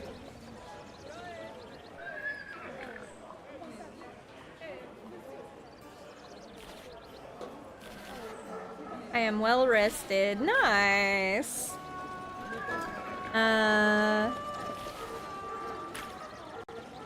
Do I need to buy another dress? I don't know. I don't need to make money. Maybe this is a way to make money. At the docks, a foreign alcohol importer of dubious legality is looking for someone to help him move his wares. Preferably, they can be moved without interference from the Minuet Royale. I'm kind of want to check out this one.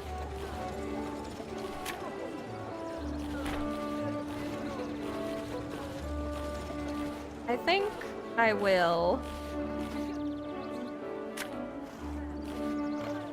The bespectacled traveler. You decide to spend the day walking around in a fountain square simply to cool off. It's sweltering outdoors, stifling indoors, and most people are just trying not to lose their tempers with each other. You swear you can see steam rising up from the fountain. At the moment, you're walking easy circles around the fountain, giggling to yourself at a pack of children playing in it. The situation becomes even more amusing when their parents notice and desperately try to shepherd them out of it. It doesn't work, and at least one adult falls in during the chase. Your street theater is suddenly interrupted by a man hurtling around a corner and colliding with you. You manage to keep your balance, but are still a little disoriented. Oh, my apologies, madam. The man sputters as he collects himself. You're quite certain that you've met this man at a party before. Are you hurt at all? Nice credibility. Yeah, 69. I'll say, the best kind of credibility. I'm afraid that I'm still a little shaken, monsieur. It was nothing. I am sure I'll be fine. My word. What has you in such a hurry? I'm a little shaken.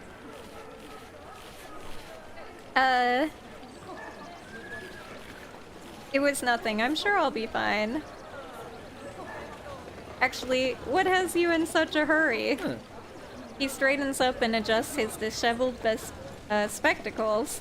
You see, madame, I'm lost in the city and terribly late for a meeting. I normally work on the coast in La Rochelle, and this is my first time in Paris. I had originally planned to orienteer my way across the city with my handy compass, he says, holding up a well-polished brass compass and a paper map of Paris. However, that plan seems to have been less effective than I'd have hoped. He stops to check his pocket watch and then sighs. I'm supposed to be meeting with a draftsman to get the plans for the sunken fortress at Cherbourg. But at this rate, I'll miss my appointment at the Naval Department entirely. The fortresses are leaking terribly, you see. We made them out of wood, which is apparently quite appetizing to all of the sea worms in the port. It was probably something that should have been looked into before we made them. Do you know where I can find the Naval Department? I know the city well enough, I can at least help you search for it. Monsieur, I have frankly no idea. I don't, but perhaps we can find someone who does know. A capital idea. Let us find someone knowledgeable, post-haste. After spending a few minutes asking around, you find someone who seems more familiar with the area, and he gives you some directions. Together, the two of you hurry toward your destination. A few blocks later, you find yourself outside the stately building. It doesn't look nearly as nautical as you would imagine a Navy office to be. There should be simply a stronger nautical theme. Thank you again for your help, madame, he says with a deep bow. If not for you, this entire journey would have been a complete waste. He departs inside and you're left to your own devices. It's more than likely that you'll return to the fountain square to spend the rest of your day to try to overcome the stifling heat.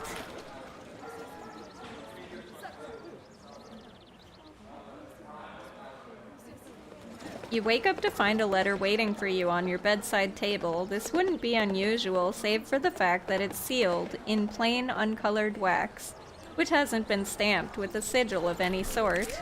Opening the letter, you immediately recognize Armand's handwriting. However, the writing style is remarkably brief for him, and you find yourself instinctively checking for another 3 or 4 pages of text that don't exist. Cherie Yvette, Joanna recently finished setting up a meeting place where we can meet with notable individuals who are attending the Estates General. More importantly, these are persons who are interested in learning more about the goals of our humble society. It sounds to you like some very influential people are genuinely intrigued by this Frankish Habsburgian society business. You read on a little further and find an address. It looks like these events aren't happening very far from your home. Foreign Entanglements is now available to you, for you to visit on Cherie Map. Your knowledge, canniness, and infamy would be an amazing asset to us. I would love to see you there. Je t'embrasse, Armand. You put down the letter and check your calendar. You might be able to visit the place today if you like. I have a party today. That ain't happening. Alright. I need this one. The crown.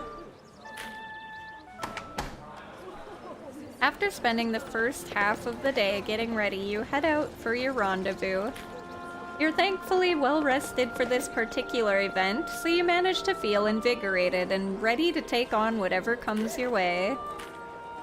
It's your first time visiting the peaceful Jardin des Plantes. Couples strolling the paths share both furtive glances and nods of respect as they put forth their best efforts to see and be seen.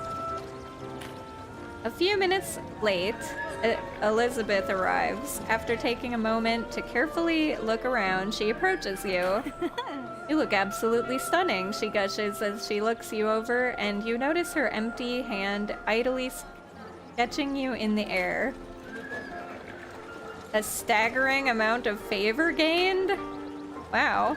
Looking away from you, she surveys your location. Elizabeth looks around at Jardin des Plantes and smiles. Ah, Yvette, this is absolutely lovely. I could use a little relaxation. The two of you stroll together, walking as close as the laws of society will allow, without suspicion. Occasionally, you stop to furtively point and giggle together at particular couples. Some of them are just silly and foolish, but others will make for great inspiration for her work later. A few hours later, you realize that it's starting to get late, and the two of you depart together. After your rendezvous, Elizabeth offers to walk you home. The streets are empty, so you walk down the center of the road, arm in arm. While you can distantly hear the sound of the city's clamor from other streets, you feel like the only people in the world. She glances at you and opens her mouth to speak, but stops and looks away. She does it again. Elizabeth, is something wrong? She laughs, and while it isn't loud, it feels like a great pressure has been released. Nothing's wrong. I'm sorry this isn't normally a problem for me. I want to paint a new portrait, but not for a client. I want to make something more personal. Yvette, would you like to pose nude for me? Paint me like your French girls. I'd love to. I don't think I can do that. Nude, you want to do a naked portrait of me?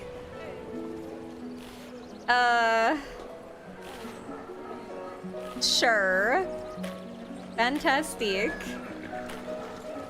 It'll take a few sittings, but you can come by my studio whenever you like. I think we'll both find it very inspiring. She flashes you a smile that was intended to be mischievous, but perhaps signals something else. The two of you walk and talk together for a while longer, but your mind is swimming with the possibilities of what you just agreed to. You get home and pace around your room, feeling a combination of nervousness, excitement, and exhaustion. As close as society allows. With the painting scenario, I got my torch, I have my treason outfit. Ah. The relation escalated quickly. Confusing you for a waitress to wanting to paint you naked? Well, we've known her for a while, but yeah. I can't believe this is happening. This is amazing. What did I just agree to? You stare at yourself in the mirror before you go to bed and hesitantly practice a few poses. The thought of someone staring at you naked for hours at a time does little to calm your nerves. Fitfully, you manage to get to sleep.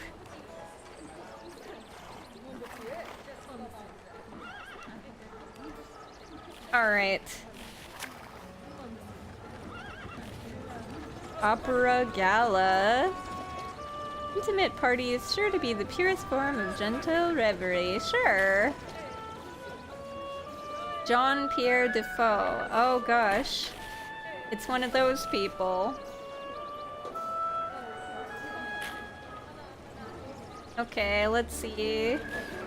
First sitting, foreign entanglement.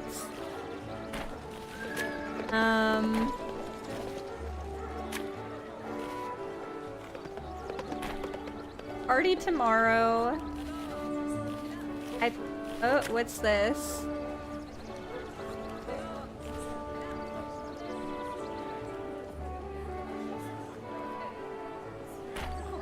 I think I should do the foreign entanglements thing. I'm gonna make a quick save though. Alright. What is this? Okay. Now let's go here.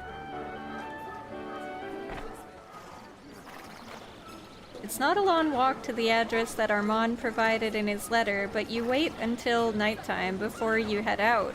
He said that these notable persons are in Paris attending the Estates General, which means that they'd only be free later in the day when they were out of session. When you find the address, you see that it's a tavern, but you see very little light coming from inside. The front door is shut, along with a sign on it that reads, "Closed for a private event." You reach out and knock on the door. A slot in the top of the door snaps open, and a pair of skeptical eyes glare out at you from the opening. Through the opening slot, you can hear the sound of multiple people speaking in low voices. "Who are you, and what do you want?" the man asks from behind the door. "I'm Yvette Decaux. I'm told that I've been expected." "You can see who I am. Let me in and stop wasting my time." "I am told I've been expected." "I see," muses the voice as the eyes squint at you. "Please come in." The slot slams shut, the door opens, and you step inside. It takes a few seconds for your eyes to adjust to the darkened interior. You turn around to examine the person guarding the door and come face to face with Marcel's doorman. "Bonjour, madame," he says, shifting awkwardly from foot to foot. "Out of my way, you buffoon! I have business to attend." Oh, I would love to do that. "Merci beaucoup. Where may I find Armand? We have much to discuss." "Ah, right this way," he replies, pointing you in Armand's direction.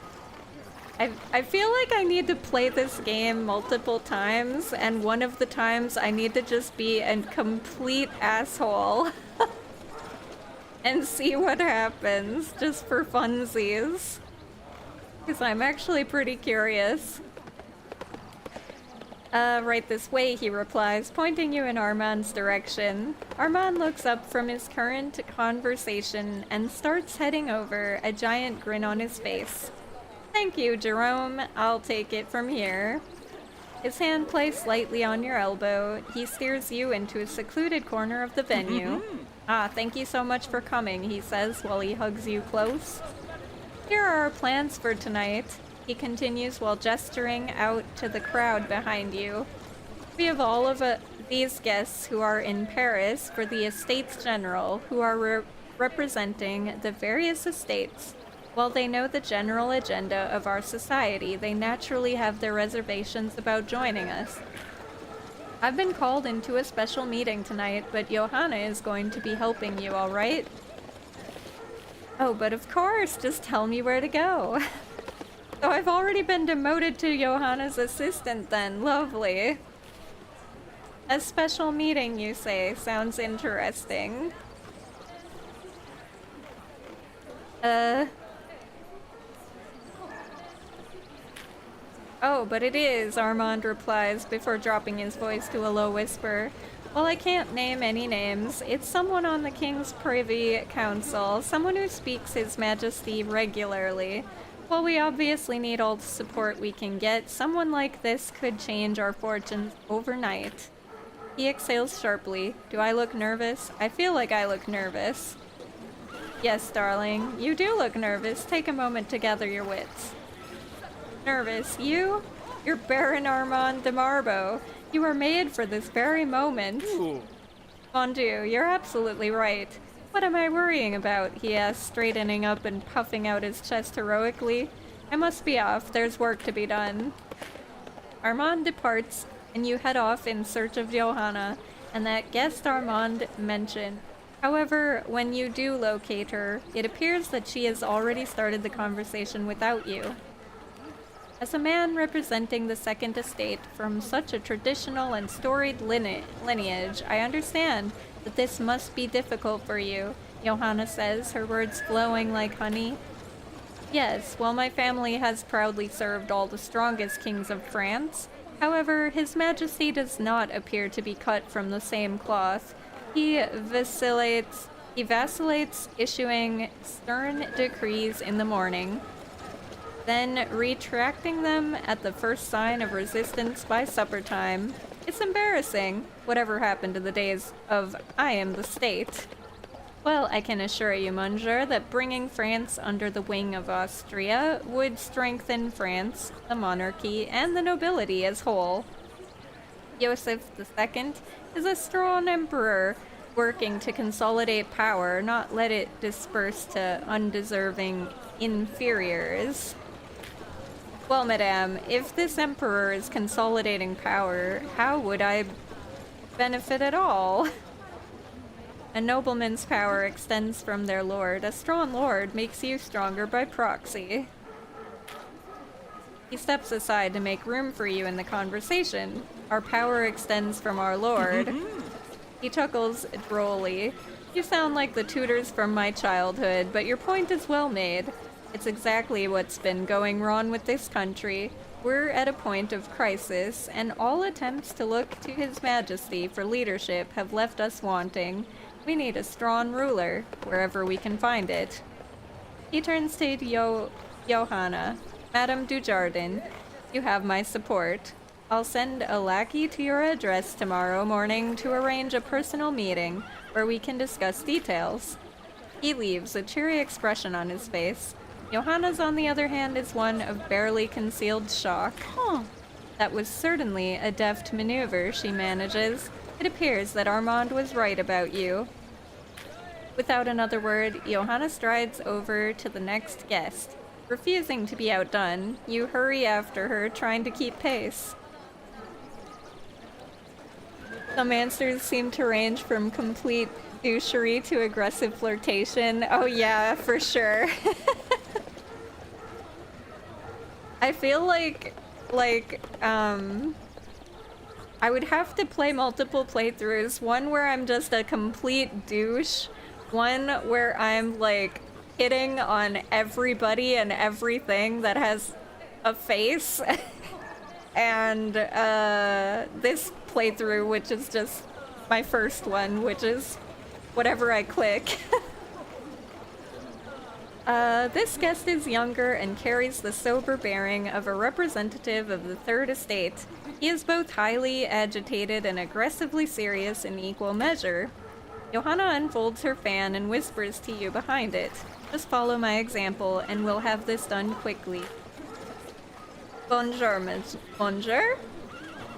I am Johanna Dujardin, and I have been told that you are a well-respected judge from Hainaut, bordering the Austrian Netherlands. Is this why you've been so gracious as to show an interest in our humble society? You're very well informed, he admits. Additionally, my family extends beyond France, to the other side of the border, and this has been a source of some of my interest. However, I am still deeply concerned about the future. By all accounts, I agree with Joseph II, especially his edicts of religious tolerance. It always sounds good to let a good man take on more power, but what about the man who will someday come after him? What guarantee do we have of the next man's ability and good intentions? We already endured that under Louis the 16th. This would let us choose a better man today. A choice of kings, he asks, almost confused by your point. It's certainly a unique opportunity, he admits, one that would allow us to have the stability of an established ruler, but to cast off the weights of a failing regime. Johanna chimes in, of course, we don't intend to stop here. There should certainly be a continuous process to guide France to a more stable future. He shakes his head to clear it. I must take my leave, as I am needed early tomorrow. However, I will reach out to you, Madame Dujardin, and we can discuss details. And also bet your life that I will be part of your continuous process. Oh, I would only be satisfied with your continued enthusiastic involvement. He leaves stern but obviously energized. Johanna eyes you. I can't tell if that was bravery or a complete lack of caution, but it certainly worked for now. I suppose Armand should know how well you've done. Afterwards, the two of you mill around together, concerned only with observing the gathering, as other members of the Frankish Habsburgian Society do their work. You and Johanna make utterly worthless small talk with each other, while waiting for some issue or crisis to unfold. Thankfully, none does. Around an hour and a half later, the event is starting to wind down, and Armand bounds over to the both of you. I come bearing spectacular news. Our special guest from His Majesty's Privy Council understands us completely. He is already sworn to make sure that the Queen attends every Privy Council meeting, and will urge her to reach out to her family in Austria. This couldn't possibly have gone better for us. Oh, Armand, that's wonderful news. I'm so glad I picked you for this. You and I should go out to celebrate our victory. Armand hesitates and looks at you worried. Johanna, are you sure that's what you meant? Absolutely. You and I have accomplished great things today, and will accomplish even more tomorrow. It only makes sense for the two of us to go out and celebrate, she replies, but her voice sounds less certain than it did before. This isn't what Armand gives an exasperated sigh. We'll discuss this back at the house. You're right, she says levelly to Armand, but her eyes stay focused on you. We have a lot to discuss. With that, Johanna turns and leaves, just leaving you and Armand as things filter out. Jerome starts cleaning up, but you studiously ignore him. I'm so sorry. Johanna and I have spent so long working together that I guess she... Trust me, I understand how easy it is to fall in love with you. She's smart enough to know better. What about you? Are you interested in her?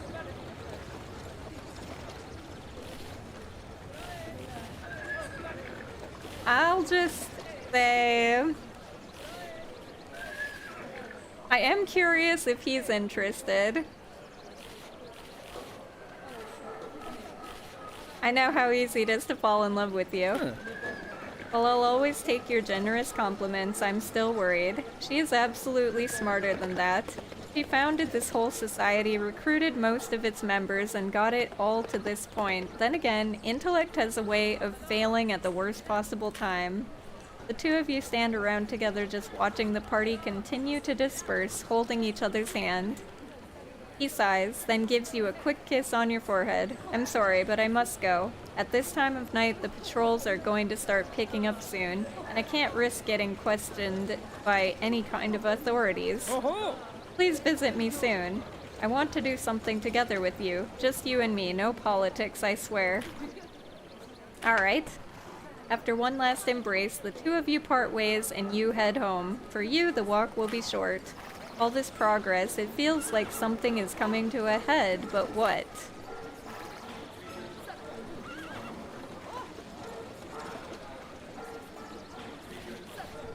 Party time!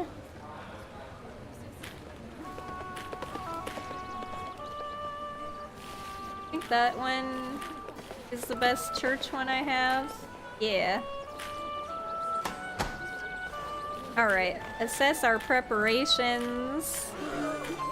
Huh. And... sure, I'll give the money. Let the games begin.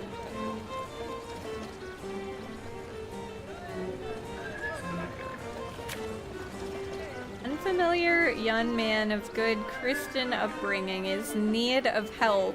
While this wouldn't normally be of particular interest, it seems that he might know quite a bit about the scandalous goings-on within the church. Your presence hasn't gone unnoticed by those who consider themselves extremely pious. For some unbelievable reason, they doubt the honesty of your intentions here. This might be an ideal chance to turn such attacks around on them. You catch sight of the strange doppelganger that you spotted before. The time has come to put an end to this loathsome charade. Take some time to go over distant memories of the letters Armand used to send you while you were still in the village. In retrospect, some of those missives may have been more concerning than you thought. Ooh. I want to do this and this. I'm gonna make a quick save.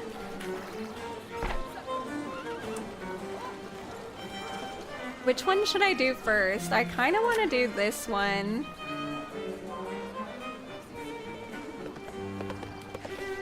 But I really want to finish this too.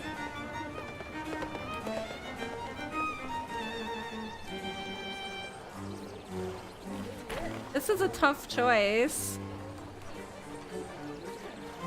I'm gonna go with this one. You step away from the crowds at the party to take a moment to be alone. A memory you had not considered for a while flashes through your mind. You're back in your provincial hometown. It was after Armand had left for the Estates General, but you yourself had yet to leave for Paris. Instead, you walked around in the cold, reading his letter over and over again. This particular one had been puzzling you for a while. In retrospect, his letters had been growing stranger for quite some time, but it's much easier to notice such warning signs long after the point where they would have been useful. Dwelling on such failures has never helped anyone. Warning signs like that gentleman named Charles, who had accosted the two of you during your last night with Armand. Chérie Yvette, my heart aches to see you with an ever-growing ardor that I am scarcely able to control. I may be surrounded by companions here, but without you I feel alone. Whenever I find myself engaging with persons other than my sponsors, I find myself exasperated. So many powerful people calmly discussing the state of the nation, as if it were a tennis match, as though there are only two possible victors, yet the outcome had no real meaning. Individuals like that cannot be allowed to steer the fate of our people. If we are presented with two bad options, then we must force a third. To put it simply, it feels like France is a ship hurtling toward a rocky shore and nobody is at the wheel. This awareness of imminent catastrophe is the main unifying thread that binds our little group together. Our leader is the only one who isn't worried. He works feverishly, but betrays no signs of fear. I think you would like her immensely. You two share a lot in common. Our leader. You had puzzled this over before. Who was this woman that Armand was referencing in his letter? Was this perhaps that Johanna person you've met recently?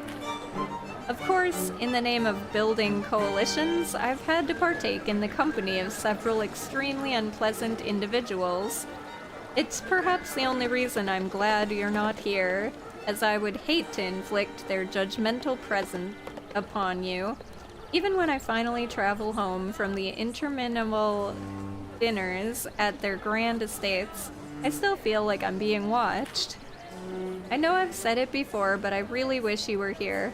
I know there are things I am not seeing, things that you would notice instantly. All I can be certain of is that we're racing against an unseen clock. To put it simply, the people of France are hungry, and hungry people do not remain hungry for long. Je t'embrasse, Armand. Reconsidering these memories in a new light is unpleasant, but also grounding. You feel a little more prepared for whatever comes next. Still, what to make of these revelations? I trust Armand, and I trust something good can still come of this. The more I think about this, the worse it all gets. I am in a den of vipers. It's easy to jump to conclusions, but I simply don't know enough right now. I trust him. With this positive assessment, you decide to engage with the world around you once more. The memory drifts away like the waning moments of a dream. Hopefully, you can accomplish something at this party before the night is over.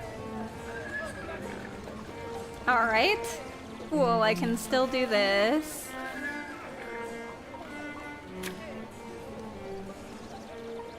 Let's do this thing.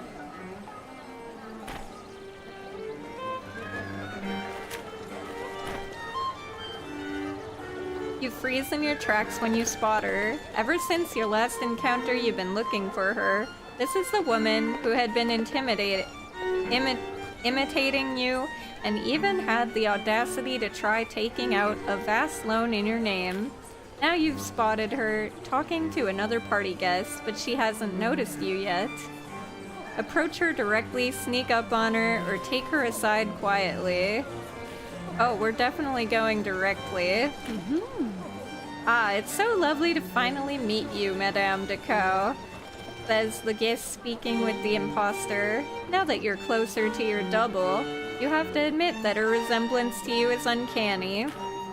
Well, I have to admit that I have been extremely busy since I arrived in Paris. So many people have offered me their help, and it's been wonderful to take them up on their generosity.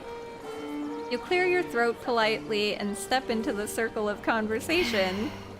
How are there? What's going on? You say nothing. Instead, you merely sip your wine and look to your imposter patiently. Let her make the first move. Perhaps I should leave this discussion to the two of you, the party guest says, already slinking away from you both. With that, he skulks away, leaving you with your double. The imposter looks you up and down, but doesn't even seem perturbed by your presence. Or at least, she is doing a great job of hiding it. I don't suppose it's too late to say you have the wrong woman? Yes, it's a little late for that. Let's cut to the quick. What would you give me if I simply let you keep doing this? Oh no, we're not letting her do this. It's a little late for that. Well then, at least let me explain myself, she replies calmly. You're an incredibly lucky woman. People are ruined by Parisian high society every day, but you happen to be ruined in a way that actually gave you opportunities. I realized one day how much I looked like you and thought, she was given a second chance, why don't I deserve one too? Of course, the first thing she did with this second chance was to try and take out a mountain of loans in your name, but she seems to be willing to gloss over that important detail. I managed to collect some money from sympathetic nobles, and I have heard an interesting secret, that those bank loans never came through for some reason. So what exactly do you want from me? I want the rumors, the coin, and for you to stop pretending to be me. Huh. Really want all that? I suppose this couldn't last forever. C'est la vie. She pulls a sizable coin purse from her waist pockets and hands it to you. She then proceeds to explain a rumor that could be valuable indeed. Talking church gossip, let's go. Ooh, and money. I guess I should be on my way then, she says, looking you up and down. It wouldn't do for the two of us to be seen together. What happens if you run out of peril? I don't know. I've never got into max peril. I think you just lose. I'm not sure though. She leaves and I know that it makes everything like way harder or something. I'm not entirely sure, but you want to keep peril down and credibility up, obviously. She leaves and you're quite a bit richer for it. There's also the true benefit, which is that she is no longer sneaking about Paris, sullying your good name. With her gone, you look around the party to see if there's anything else you can get done here before things wrap up.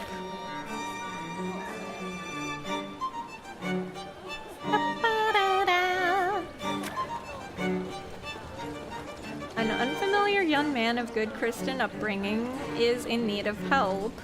While this wouldn't normally be of particular interest, it seems that he might know quite a bit about the scandalous goings-on within the church. You find yourself speaking with a woman who could tell you of some gossip concerning the church. All you have to do is deflect the tiresome bloviating of a particularly boastful church patron.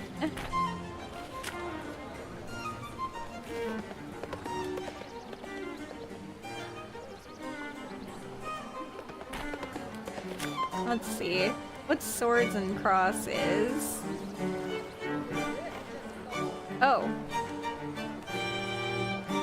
Two men have sequestered themselves in a chapel to discuss a set of rumors so dire that they fear to speak them aloud. While together, they're resolute. They may prove easy to tempt when separated. I might do this one, actually. You notice two men sequestered off to the side in a chapel, speaking in low tones while their eyes glance furtively about. The sight alone is enough to draw you toward it, like a devout pilgrim toward a holy place. Indeed, I've heard some rather fascinating things among the priests that I know, but even now I fear that the wrong person might overhear it. We're two of a kind, then. Some of my friends have remained in the military, and they have a lot to say about the sorry state of affairs there. I can barely keep such things to myself, but the risks are too great. I'm simply too close to the story, and the consequences for indiscretion could be dire indeed. Dire consequences for getting caught leaking a story is a refrain that sounds all too familiar to you. I suppose we have nothing to discuss then. Even at this distance, you can see these men are so overflowing with desire to spill their respective secrets that it would be a trivial task to get them to speak. However, if they're to be believed, you certainly anger the members of whatever group that you take their gossip from. They're starting to walk away from each other. Who should you follow? Ooh, Hansel, you follow the young soldier, and I'll follow the older gentleman.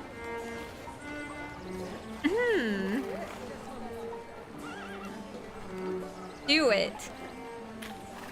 You wait for them to depart before calling for your bodyguard.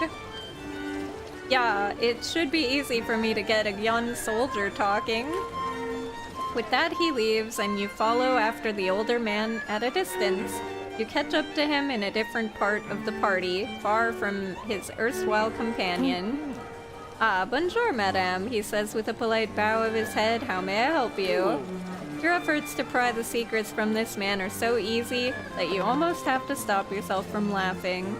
You have what you want from him in short order, and you're certain that Hansel is having equal success. Nice. Of course, there are obvious consequences for dealing with a man who clearly can't keep a secret. It won't be long before everyone in the church knows that you sought out rumors about them. Fortunately, it'll be harder for them to trace Hansel's inquiries back to you. The conversation that follows afterward is decent, if nothing else. This is especially good because you'll have to keep talking with him for some time. This dance has a particular rhythm, and one can't leave too early, lest they risk arousing even further suspicion. However, the moment you spot a polite opening in the conversation, you manage to break away. All things considered, they certainly feel like a success. That was good. Wait, who's this? A rather run-of-the-mill interaction with a pious woman at a party. You might find yourself having many like it in the future.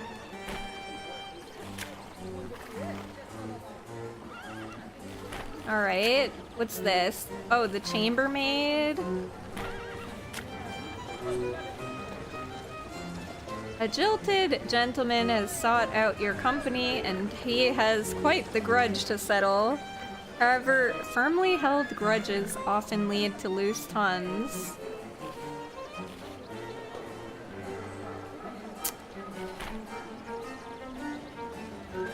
Sure. Let's talk with him.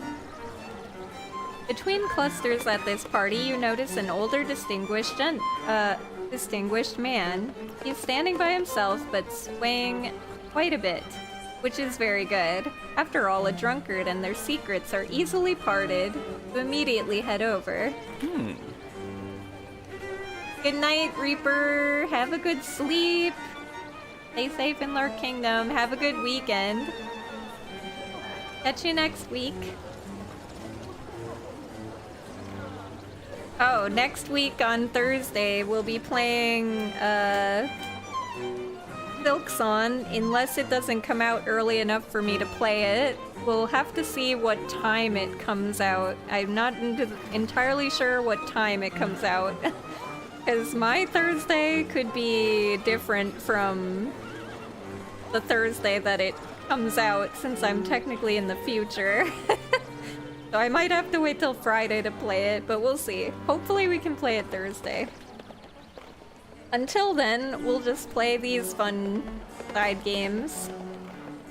Ah, bonjour, Madame Deco. I am glad to be in your infamous presence. In fact, it is most fitting that you are here with me. After all, you and I are not so different. We are both innocent people who have been spurned for reasons that we do not control. He slurs between sips of his wine. Lowering his voice to a stage whisper, he confides to you. Also, between you and I've always thought Marcel was a spiteful and gaudy woman. Damn it all, where was I? Ah yes, my family has always been a loyal and Catholic one. In fact, my great-grandfather fought beside His Eminence Cardinal Richelieu at La Rochelle. When my wife fell terribly ill last year, I donated much of our fortune so that the priests might pray for her health. Yet despite my generosity and their prayers, she died all the same. It was some consolation to find out that our community's donations would be used to fund the construction of a new chapel a few blocks from here. Then yesterday I went to that very chapel and found my wife's name to be absent from the list of dedications. I have lobbied the bishop repeatedly about this injustice, but he claims to be too busy at the moment and has no time. It is an outrage of the worst sort. Which is why I'm here, drunk, and concocting a way to correct this dishonor. I wish you, if you wish to feel better, telling me about their failings might bring you comfort. Their failings, you say? Something like rumors, you say? He asks aloud, rubbing his chin thoughtfully. That's a fantastic idea. In fact, I know just the thing, he continues in a low voice. The conversation continues a while longer, and you attempt to ply him with more wine, but it doesn't feel like you'll get anything beyond what you just learned. Your conversation slowly loses energy, and the two of you go your separate ways. The widower stumbles away from you, his path winding back and forth like a lazy river. You search around the rest of the party to see if there's anyone else you can talk to before the event finishes up. Alright, we got a lot of shocking stuff. Hopefully I can make a lot of money from that.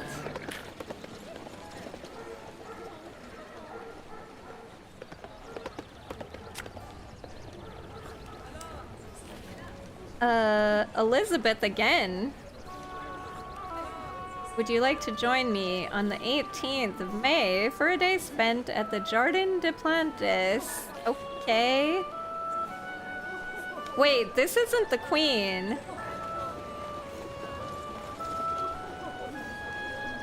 I thought this was Elizabeth the Queen. This is not the queen. Ah, this is Elizabeth the Painter. That's confusing to me. Because I think that the queen is also named Elizabeth. Or is the painter also Elizabeth? I'm not sure.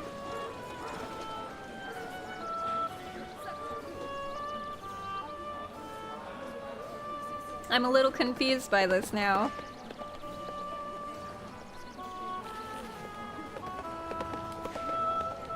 Well, whatever, we'll accept. Alright.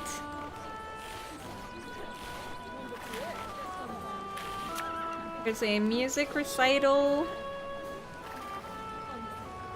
A grand party, sure to be the purest form of gentile revelry. Sure. Alright. Time to explore a bit. I have foreign powers and first sitting.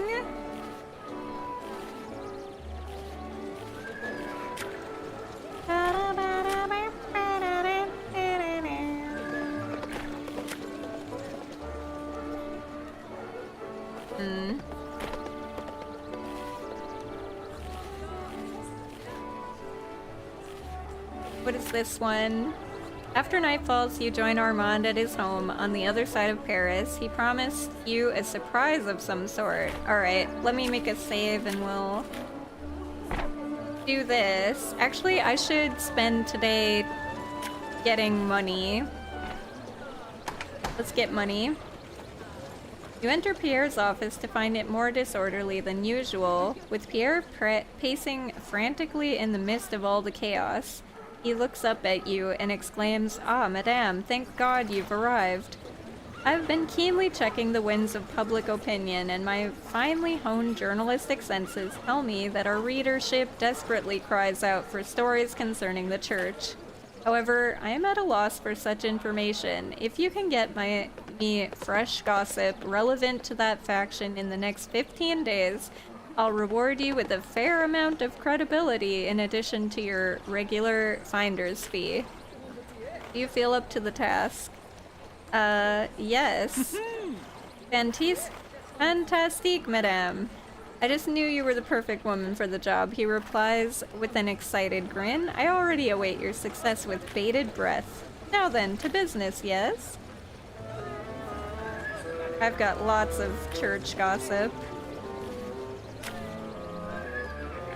Ooh. Alright, let's see. 1 in 20, go for it. 1 in 10. I'm gonna peddle this one. I'm wondering if I should make the church.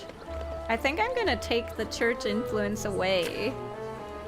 Decrease, maybe. I don't know. I'll just sell it for now. 1 in 4 chances?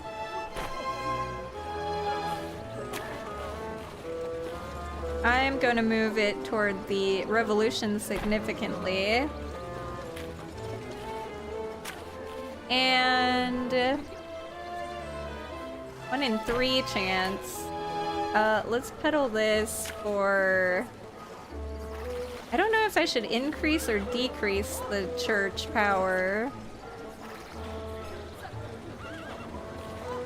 I know we're trying to get the military. We already have, like, if I can get the military and the bourgeoisie, I think I need to get rid of the church. Hey, Iona! Imagine getting told your reward is credibility. I have a huge donation for you, but it's all in the form of credibility. You're welcome. What can I say except you're welcome? How are you doing? Happy Friday. Alright, I'm going to peddle this, and I'm going to decrease the church power.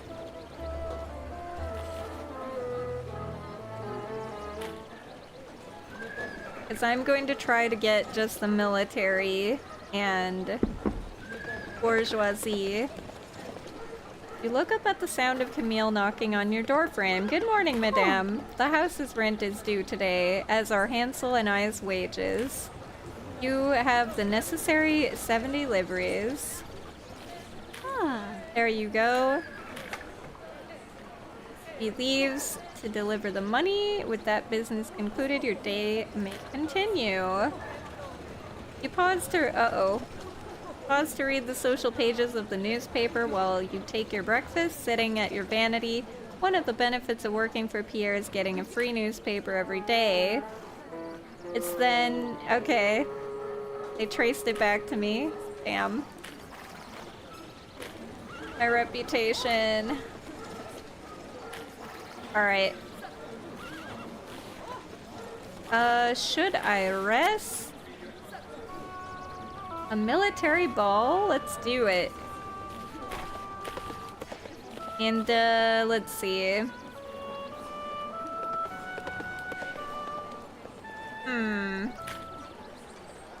Do I want to rest? Do I want to go hang with Armand? Or do I want to buy outfit?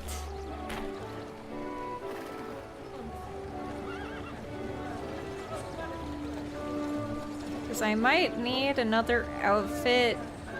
Let me check.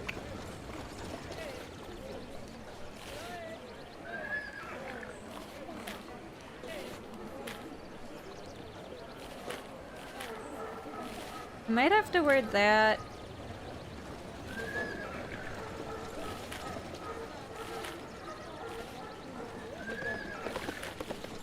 I think we'll wear this one tomorrow.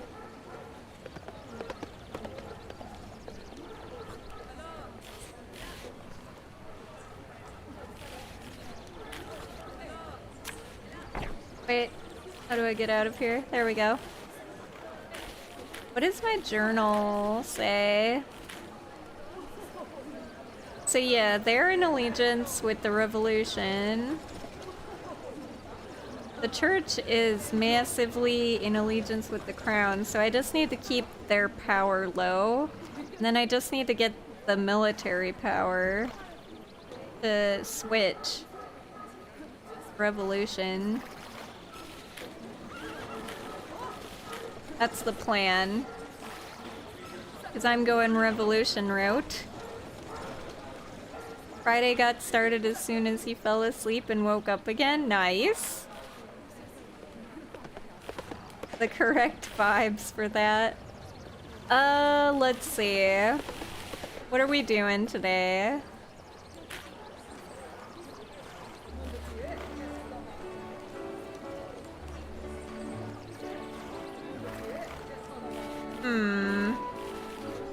I could go here and get rid of that, which wouldn't necessarily be a bad thing.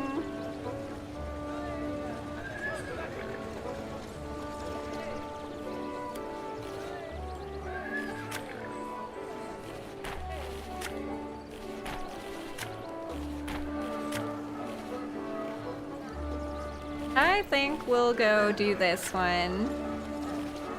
You promised a surprise. I want to see the surprise. I love surprises.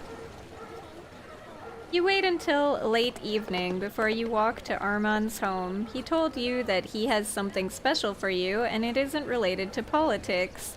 Very possibility of this brings a giggle to your lips.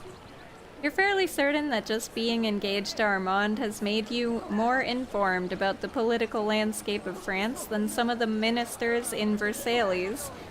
He can't help talking about it, and you soak up knowledge without even trying to do it. When you finally arrive, you knock on the door, but there is no answer. You wait for a while before knocking again, more insistently this time. Come in, the door is unlocked. You hear him call from inside. Well, that's certainly unlike him already. Should men conspiring against the king leave their doors unlocked? You step inside and find the house to be more cleaned up than the last time you were here. It still has the Spartan feeling of an outpost, but at least all the books and papers have been organized into reasonable piles. Armand calls from the direction of the kitchen. Please make yourself at home, ma chérie. You manage to find a seat at the dining room table, which has been cleaned off and has been covered with a fresh tablecloth on it. There's a bottle of red wine, already uncorked, which has been left out to breathe on the table. Whoa! After a few minutes, Armand steps out of the kitchen holding 2 clay bowls. I hope you're hungry for assiette? Not sure what that is. Pardon moi, but why are you looking at me like that? Well, you're not wearing a shirt, dude. Just admiring your new fashion choice. Were you planning on making yourself decent anytime soon? Armand, what happened to your shirt? Admiring your new choice in fashion.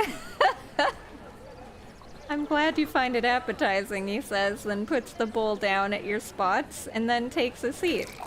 He pauses to pour you both some wine. Looking more closely at the bottle, you immediately recognize it as the same vintage that you shared at Le Cygne the night before Armand left for Paris.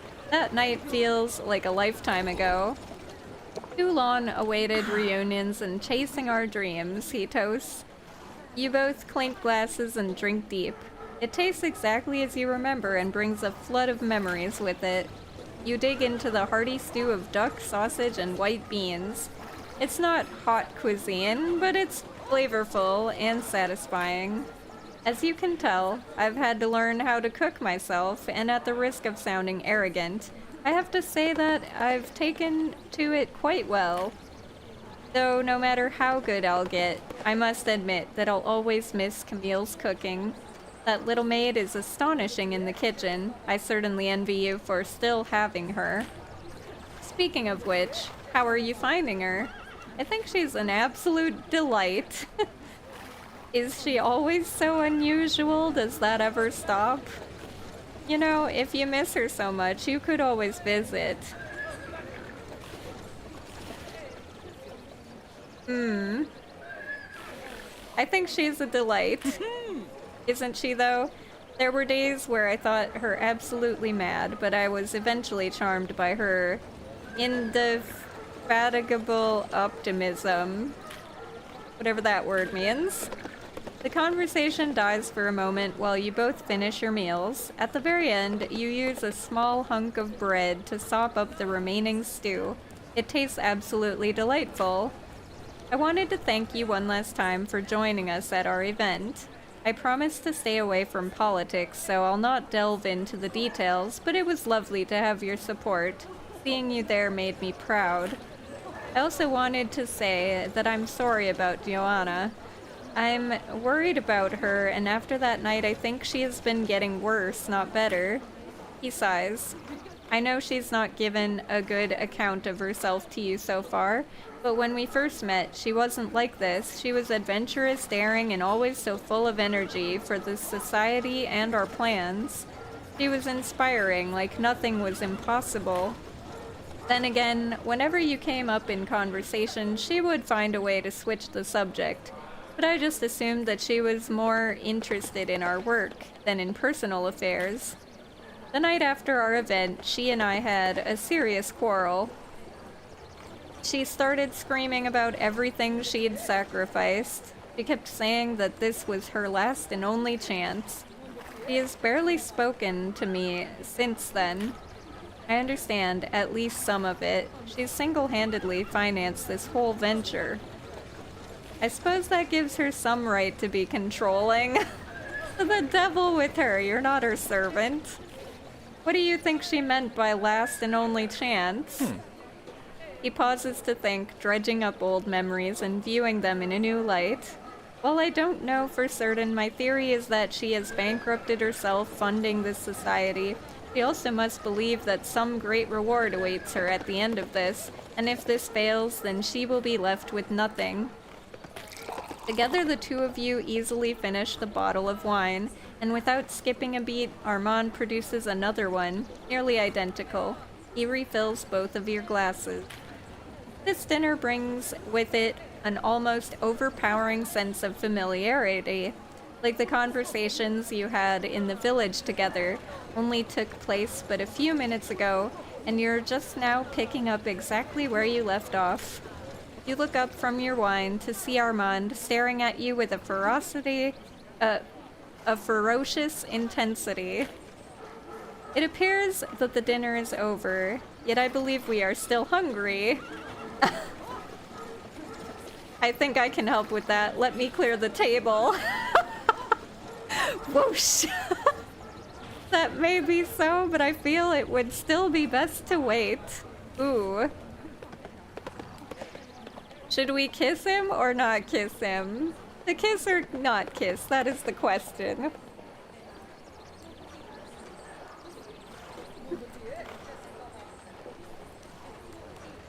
Let's kiss. You stand up from your seat and pull the tablecloth off to the side, sending all the empty dishes and bottles scattered around the floor. Armand doesn't even blink. You hike up your skirt, kneel on the table, and crawl across it towards him. He reaches out to you, and the tension in the air only grows thicker. He stands up, and you fling yourself against him as the two of you kiss for the first time in so long.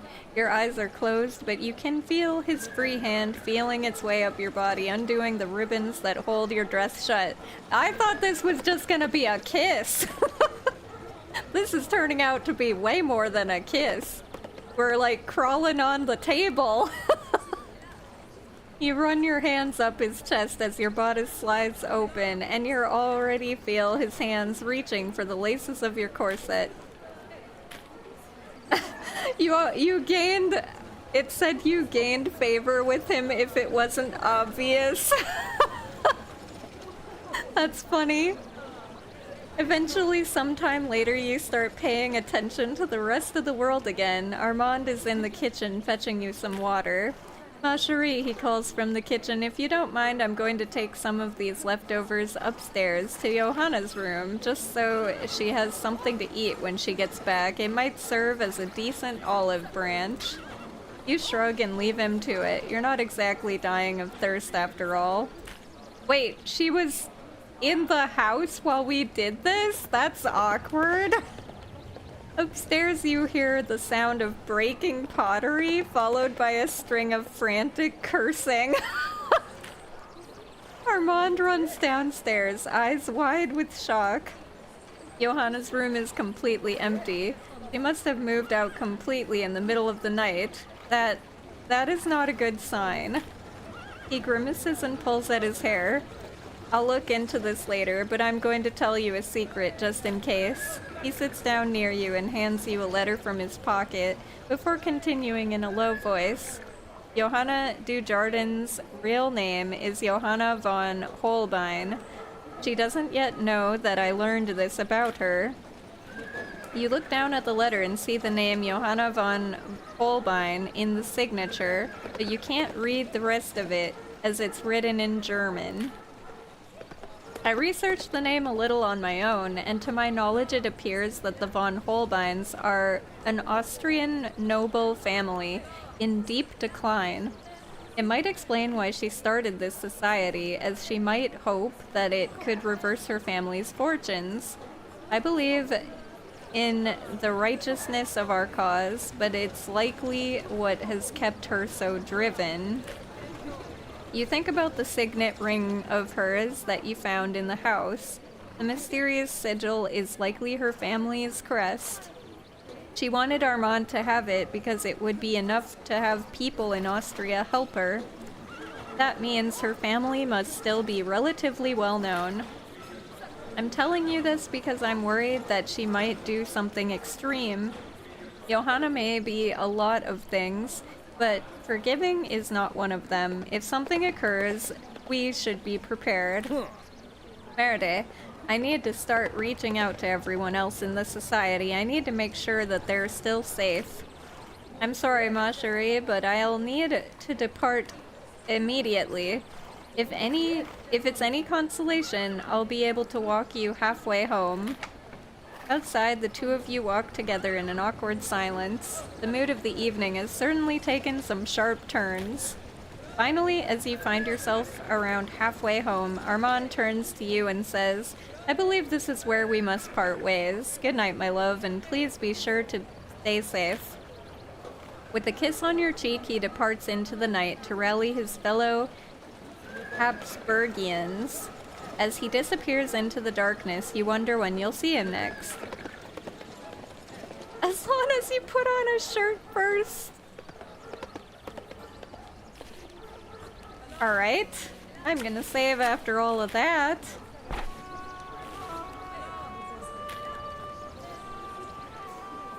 So I think I was just gonna wear this today. Because I need this for the next Crown event. After spending the first half day getting ready, you head out for your rendezvous. Unfortunately, you can feel the exhaustion set in as soon as you step out the door. Tonight is going to be a long night. Alright. A few minutes late, Elizabeth arrives. After taking a moment to carefully look around, she approaches you. You look nice, she says, with a quick smile. Looking away from you, she surveys your location. Ah, Yvette, this is absolutely lovely. I could use a little relaxation. The two of you stroll together, walking as close as law society will allow without suspicion. Alright. I don't know if any of this is new or not. You feel like today went quite well. Okay. If she asks me to hang with her again, I'm gonna say hell no. Because she's just wasting my time. Alright. We need to rest.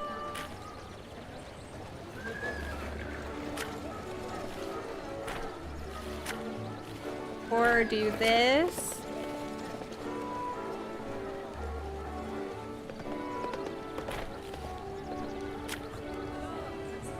Did I go here? I could go there. That might be smart.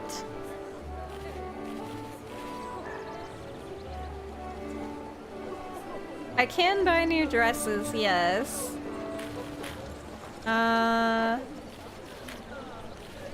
I don't want to spend too much money, but might not be bad. Let's see. Buy another one. I'm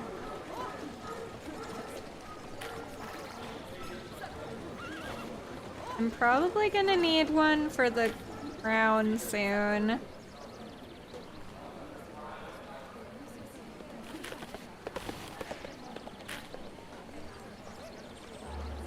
Hey, silly! I think I need to get rid of my exhaustion levels for now.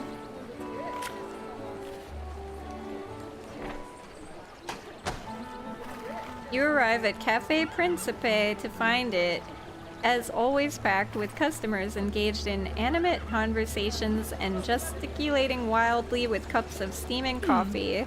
Finding a seat at an empty table, you're approached by Marguerite, the waitress. Welcome back. What can I get you? Some coffee, please. Certainly, madame, she replies happily. She gives you a quick curtsy before she checks in with another table, taking their order as well. You sigh and take in the cafe around you. The whole place hums with excitement as patrons make new pronouncements and trade verbal barbs with their compatriots. She returns with your coffee, steaming and hot. The porcelain cups clink lightly as she sets it down, along with containers of sugar and milk. You take a sip of the powerful brew, while Marguerite leaves to attend other tables. Immediately, its invigorating effects become apparent. Alright, you sip at your drink and get settled in. It feels familiar, like a louder and livelier version of Le Cygne, a public house you used to frequent back home. Taking out your journal and a pencil, you close your eyes and relax, just listening to the bustling cafe. Not focusing on one individual, but letting the sum total of the room flow into your ears and assessing it all together. Occasionally, you open your eyes to jot down notes. Journal has been updated. After a few minutes, it becomes obvious that the crown is significantly more powerful than the revolution. While it might be possible for the revolution to make the crown give in to their demands, they would have to build strong alliances with the other factions in order to do so. Opening your eyes, you switch your focus to something more specific. You scan the room, looking at everyone's manner of dress and body language. You're looking for more subtle hints about where everyone's allegiance lie. 4 notes quickly scratched into your journal.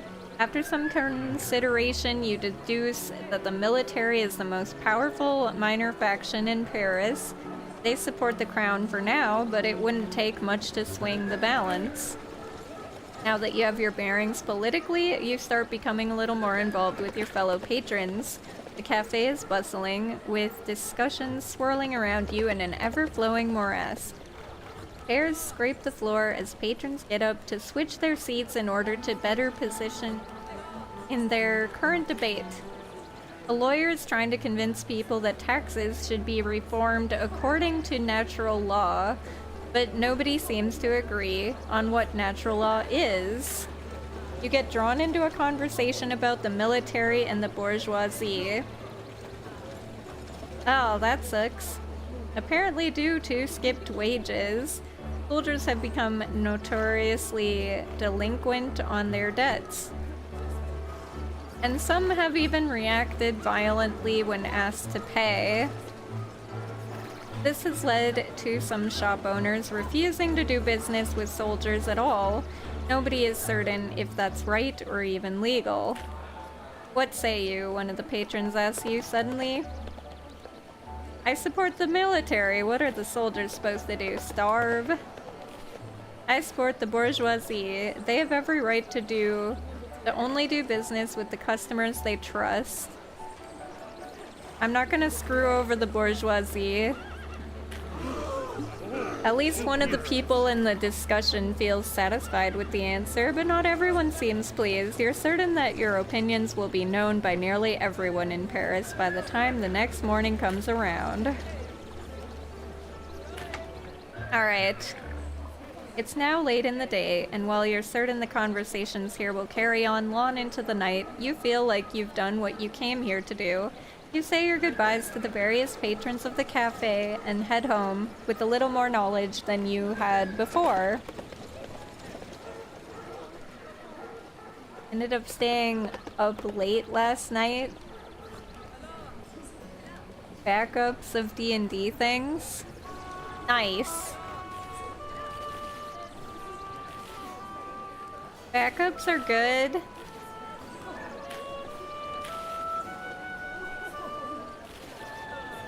So I could go and do another day of that, which might be good to do.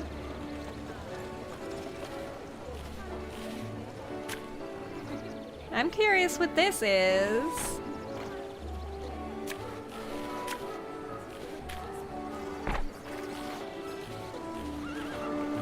Ba-da-ba-ba-da-ba.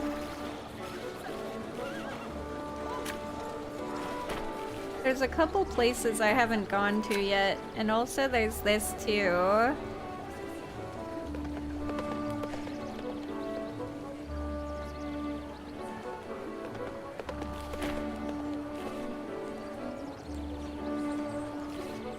I need to check something.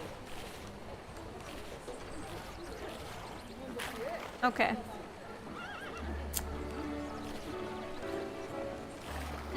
Let's go do whatever this is.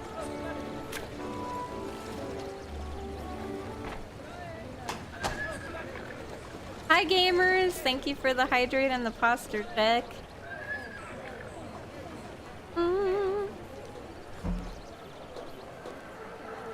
If I spend a bit of time today, I can get a new URL. Oh, that would be great, Zilly. That would be lovely. Lovely! You wander the streets of Paris. As always, you're looking for an opportunity of some sort, but a certain malaise drags at your every step. It's not exhaustion per se, but it certainly makes things more difficult. Perhaps this is common in a life such as yours, where it's difficult to truly separate one's labor from their leisure. As you ponder this quandary, you feel a gentle tap on your shoulder. Turning around, you find yourself face to face with none other than your fiancé, Armand. Yvette, I managed to finish my business early today. We so rarely get to see each other. How would you feel about joining me for a little merriment? Unable to think of any particular reason to object, you follow him to the eastern edge of Paris, to a certain Guinguet Paradise. The workday is far from over, yet somehow they seem to already have a good crowd. I have to admit, I've grown quite fond of this place. I can see why. Does it remind you of home as well? Are you sure that you should be seen in public right now? Do you come here a lot? Does it remind you of home? It really does, he laughs. As hard as we work to escape that place, there's something nice in being able to visit what reminds us of its virtues, especially when we have the ability to leave whenever we want. Armand grabs a table for the both of you and orders the house wine. It arrives in a clay pitcher, and the vintage is completely unknown. Then again, this doesn't feel like a place where the patrons care about the specifics of their refreshments, merely quantity and potency. A few glasses later, you notice that the tempo of the music has started to pick up. He extends a hand to you across the table. Would you care to dance, ma chérie? Dance a romantic and elegant minuet. Dance a vigorous and passionate waltz. Why don't we grab some more wine instead? Let's do romantic and elegant. You take his hand and join him among the other dancers, choosing to dance a minuet characterized by precisely synchronized movements and short steps together. The music isn't really suited for the dance, but that feels beside the point for a place like this. It is controlled, it is graceful, it is exactly how you want to feel. It is a dance where you must pay attention to every detail of your partner. You can feel the pressure of stares at your backs as you dance together. While times are changing, there are still those who view partnered dancing as indecent. Then again, they can take their complaints up with the hangman if they so care. If they care so much. You and Armand have been defying convention for a long time already. Why stop here? Now that you and Armand are truly alone, you find a question coming to mind. Armand, who was that man from the village, the one who called himself Charles? Or just enjoy the moment? I'm gonna ask him. Charles, the bookseller, Armand asked, surprised. Years ago, once I had devoured every book on political theory that I could find. I started to order them from him. He lived in Avignon and had a much easier time obtaining the latest imprints. Eventually, my books started arriving with letters from him, asking my opinion on this issue or that, and we struck up a frequent correspondence. Perhaps a year later, he asked if I would be interested in joining a society of like-minded individuals, who turned out to the Frankish Habsburgian Society. The rest is, as they say, history. Slowly the music winds down and you step away from the other dancers and revelers. Arm in arm, the two of you walk back through the city gates to Paris proper. This is where we must part ways, ma chérie, but I hope to see you again soon. Things may be chaotic now, but I just know that we'll make it through this. As you find your way home, you consider the day's events and your time with Armand. It does my heart well to see him again. I fell in love with Armand because he was a big fish in a small pond. I see that now. I have no solid feelings yet. It's a tempestuous world that we live in. It does my heart well to see him again. It truly was good to see him. After all, he's the reason you came to Paris in the first place, and he's still your first true love. Sometimes the first urgers of the heart are those that are most correct.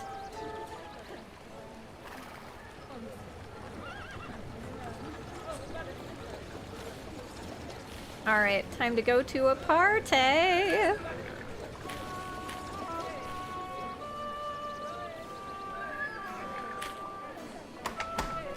Party time!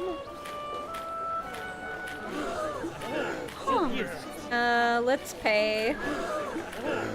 Get some credibility and peril down. Credibility up and peril down, I should say. Alright. Royal intrigue. A rather run-of-the-mill interaction with a lone aristocrat at a party. You might find yourself having many like it in the future.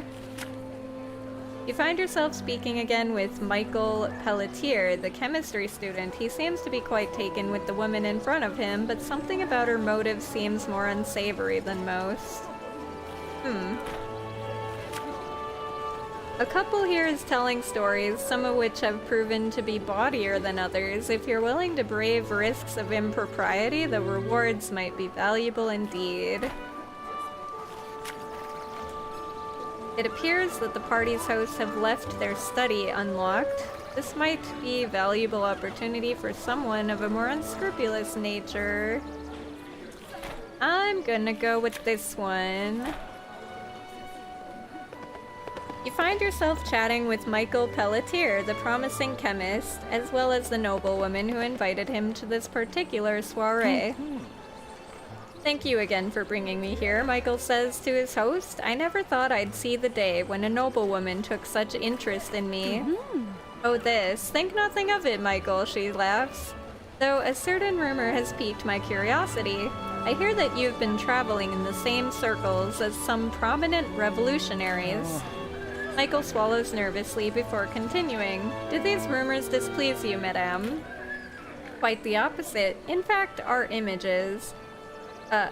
In fact, one imagines that if you were regularly in their presence, you would hear certain damaging things about their activities. Things that, if brought to light by the proper sources, would reveal the true danger of their cause. You would have me become a spy? Non, spies skulk in the dark, dear. You'd just repeat what you hear to me. Michael, you've always wanted something exciting to do. This could be it. You truly think so? No, I can't do this. Walking amongst them, pretending to be their friend, only to report their deepest secrets to someone else. My conscience could never allow such a thing. Oh. I failed. Refusing to hear any further arguments, he leaves the both of you. Erde, she hisses to herself, I can scarcely believe I wasted my time on this endeavor. Just to have it cast away so easily. Maybe I can still salvage this. Without even acknowledging you, the aristocrat leaves to trail behind Michael, pleading with him in saccharine tones, which is a plan that will never work.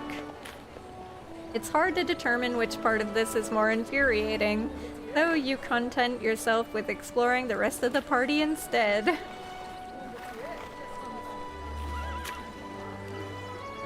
Huh?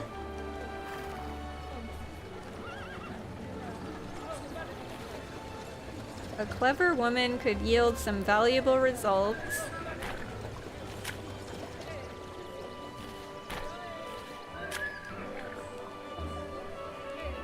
One bursting at the seams to tell stuff.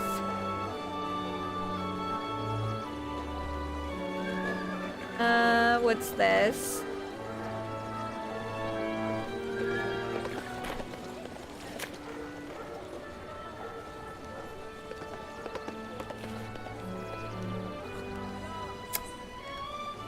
Debating who to go with.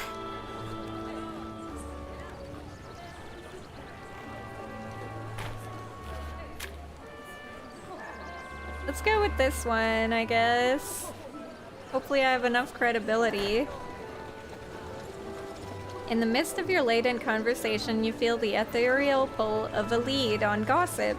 You're absolutely certain that the woman you're speaking with knows something that Pierre would find valuable. Judging from the way she speaks, it could possibly be rather shocking. Better yet, you know it has something to do with the crown. Ooh. Suddenly, just as she is about to finish, a gentleman loudly barges into the middle of the conversation. Ah, good afternoon, mesdames. Would you both be interested in joining me at the harpsichord? I have a grand new composition that I am about to demonstrate. Oh, really? You're a musician, she asks. How intriguing. You can feel her focus on your previous discussion slipping away. I'll try. Before that, you must hear the end of my friend's story. It's simply delightful. My story, she asks, suddenly remembering where she was in her narrative. Well, I imagine that would be proper after you, madame, he sighs. Magnifique. Now, where was I? She asked before delving into the details he had been so eager to hear. Nice. Got a shocking crown gossip.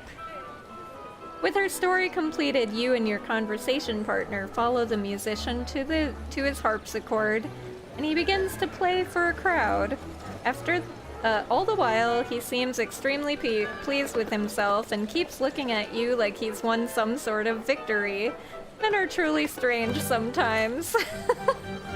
With his songs completed, you leave them both behind to explore the rest of the party.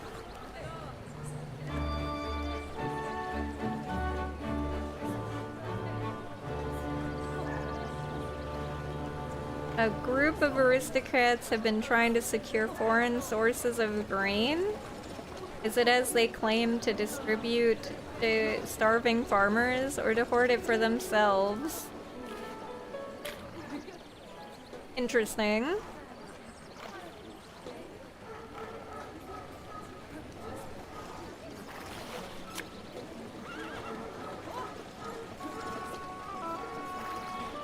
The attendants of Yvette Ducot did their commemoration on the 4th of June.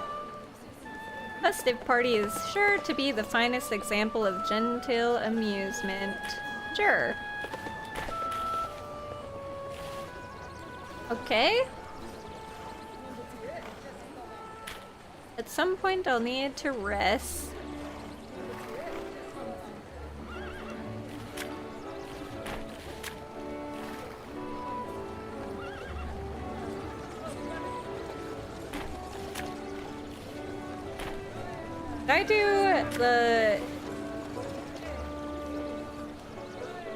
Did I do the music to your ears or balance of power?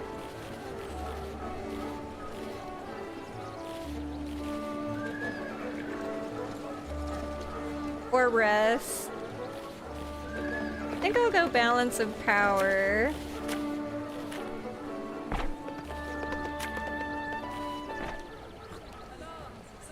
You spend the day aimlessly wandering the streets and trying to clear your head. You've had a lot to think about lately, and it's becoming hard to keep it all straight. You feel a tension in your breast as you see another patrol of archers go by. You've not done anything particularly wrong today, but something about their presence puts you on edge. Like you've committed a terrible crime, completely forgotten about it, and now stand on the brink of being discovered.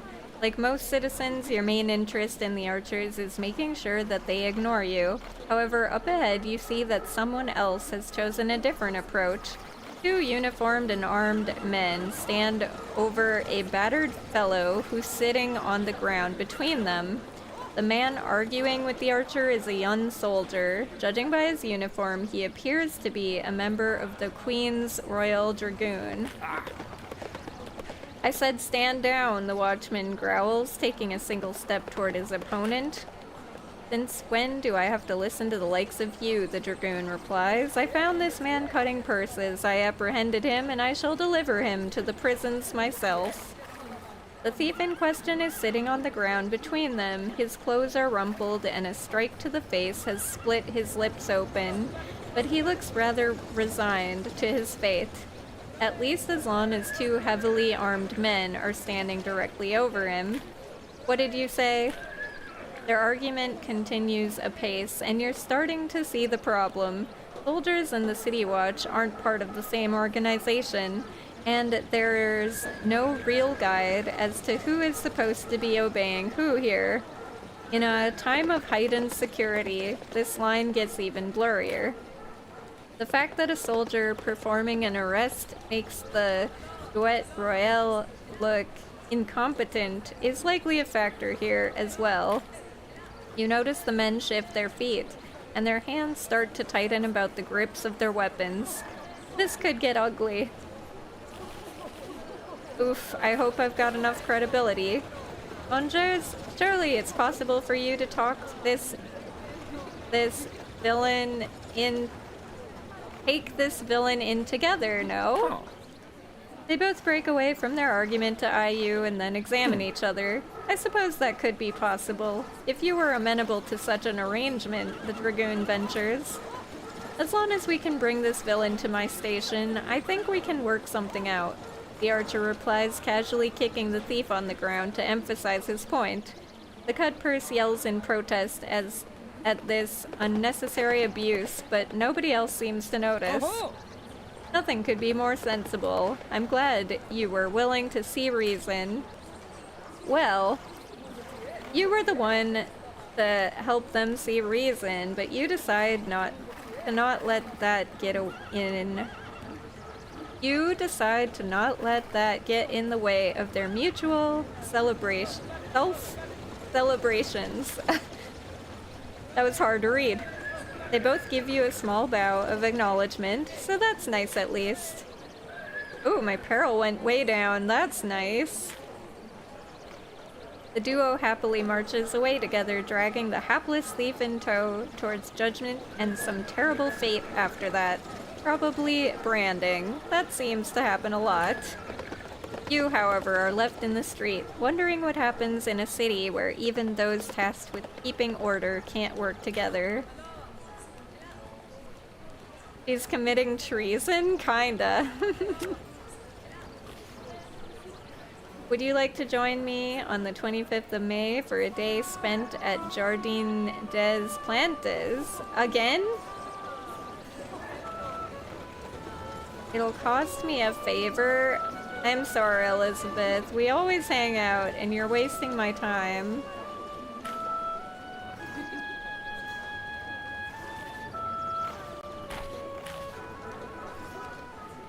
Alright. I need to rest.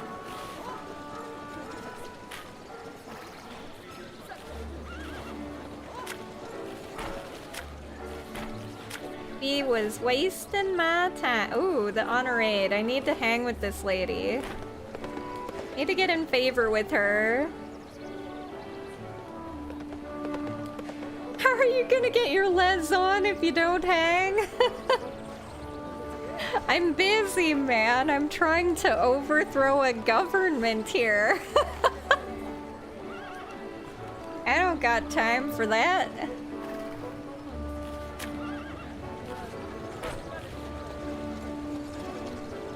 Let's see. I'm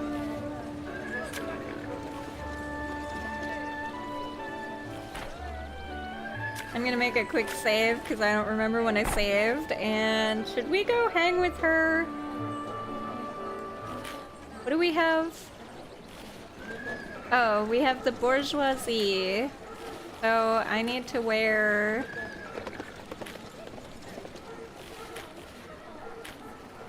this tomorrow.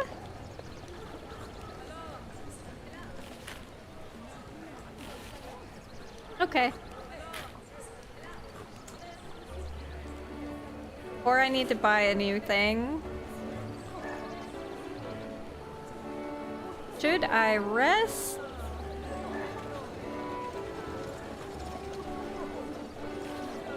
I never went here either, I don't think. Oh yeah, we did. Never mind. I really want to do this because I need to get favor with the honor aid at some point.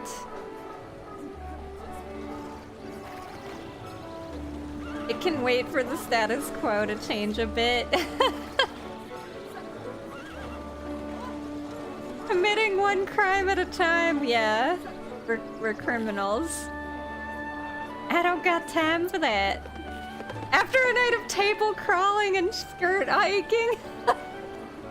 Hey now, I read give the dude a kiss. It did not say and then proceed to crawl on a table and skirt hike. It just said give a kiss. I thought it was innocent. The game took it way beyond what I was thinking.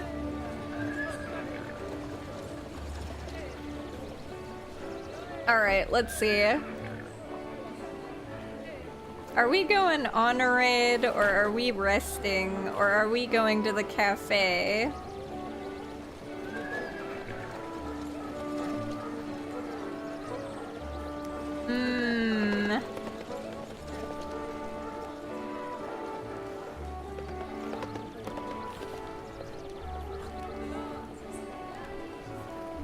Does the cafe give me... That does not give me credibility. This has a potential to give me credibility.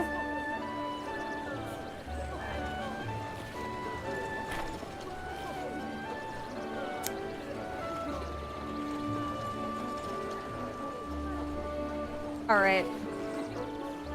I think we'll rest. Not now. I think we'll go hang with the honor aid. I really need to hang with her. Out in the city, you find yourself wandering a street lined with business making and selling fine furniture. The air smells of rich woods, sweet resins, and pungent varnishes. Just looking at all the magnificent pieces on display is enough to make you wonder how much it would cost to replace the aging and splintering furnishings in your own home. Probably far too much.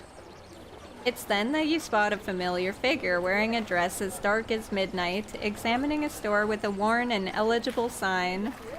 Madame Gazelle doesn't seem to notice you as she enters the shop. Follow her inside? Sure. You follow Honor Aid inside the shop, slipping in just before the door closes. Inside, you recognize the establishment as another workshop specializing in fine furniture. The floor is littered with wood chips, but the products themselves look magnificent. Honor Aid gently flags down the proprietor. Monsieur, is this Buell's Furnishings?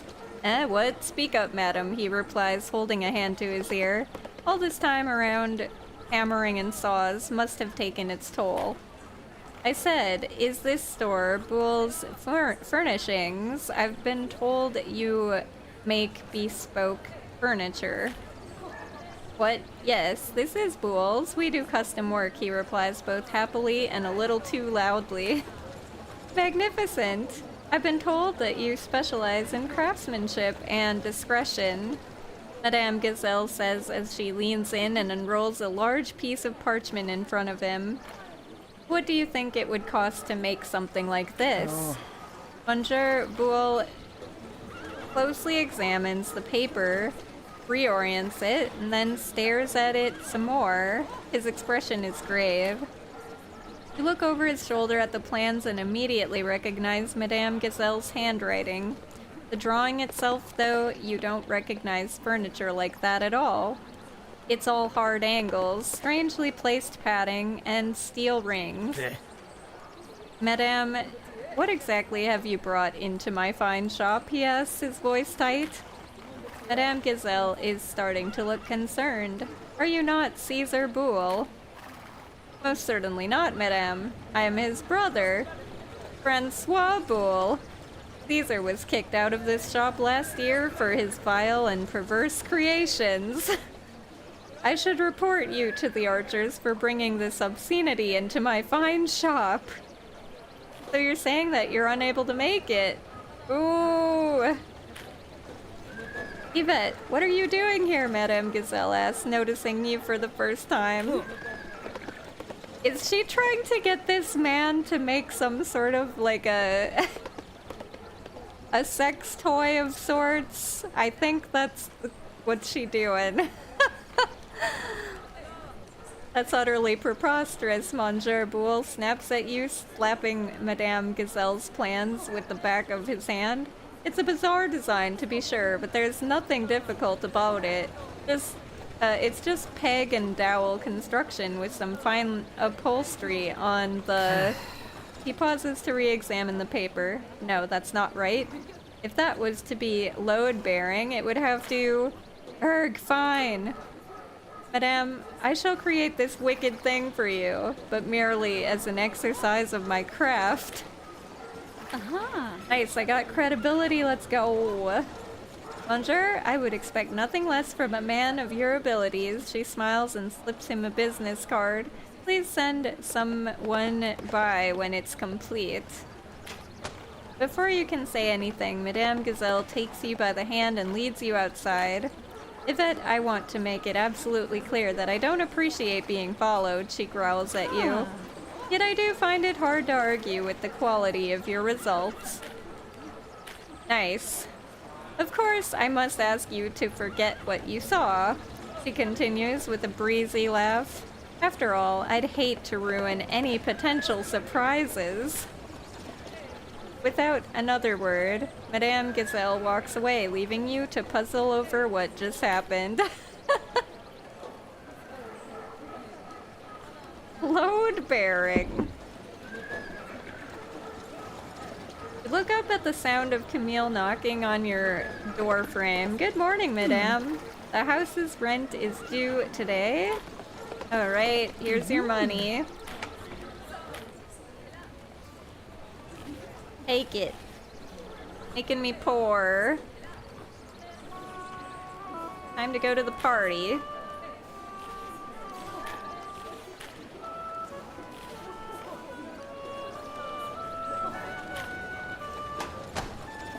As your carriage nears the party, you consider taking one last moment to assess your preparations.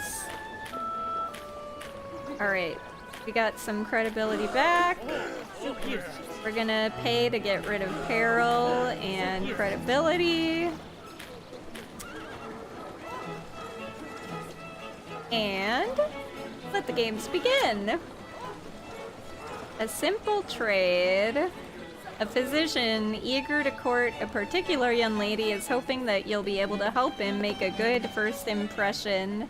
It might be possible to turn this request into valuable information. The chambermaid thing. A gregarious woman seems to have exactly the sort of rumors you're looking for, but first you have to stave off the blundering boasts of a young sugar magnate. You notice a woman approaching you, and you sense some sort of amorous intent from her, but something about the situation feels off. I am either curious for this one or this. Let's do this one. A man clearly nervous approaches you. Pardon, Madame Ducot. You don't know me, but I've come to you to request a favor. I don't exactly know what I could provide in return, but I am a successful physician. I attended this party with the express intent of introducing myself to one particular woman, but I still haven't managed to do so, and it appears that she's planning to leave at any minute. Is there any way you could help provide some sort of introduction? Before you ask, yes, I've already realized how strange it is to approach one unfamiliar woman, because I'm too nervous to approach a different one. It's merely that, well, I don't know. I suppose that fear has always been divorced from reason. If a stranger is asking you for this kind of help, it really must mean that you've become well established in Paris. So, at least there's that. It also seems like he could help you obtain some gossip about the bourgeoisie. Gonna try. Before I make the introduction, I need to ask you a few questions about your business. About my business? What of it, he asks. What am I saying? Of course I can do that. Woo! We did it! I only ask that you make haste. It looks like she's going to leave the party at any minute. His enthusiasm makes it easy to guide the conversation around. While he can't tell you the exact identities of his clients, it becomes easy to use this information to fill in the gaps in the scraps of a rumor that you heard a few days ago. Shocking bourgeoisie. Nice. Funny. The moment you've memorized the rumor, you take him by the elbow and glide over to the object of his affections. You do your best to make his introduction as appealing as possible. The opening of their conversation is inept, but earnest. With your end of the bargain upheld, you take your leave of them both. Alright. Every group has ways of measuring one's worth, whether they deserve to belong. With the aristocracy, it's a title. With the church, it's faith. With the bourgeoisie, it's simply money. One guest is here to remind you of such things. A guest has apparently been entrusted with valuable knowledge, only to make the mistake of getting extremely drunk afterwards. A single chambermaid has been told to watch over him, but you have never been one to let such a petty obstacle get in your way. I think we might go talk with these people. Unless, ooh.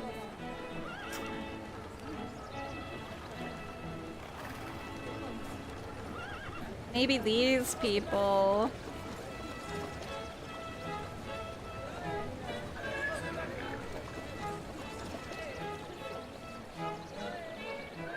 A pair of women seem to have quite a bit to say to each other, but aren't doing so.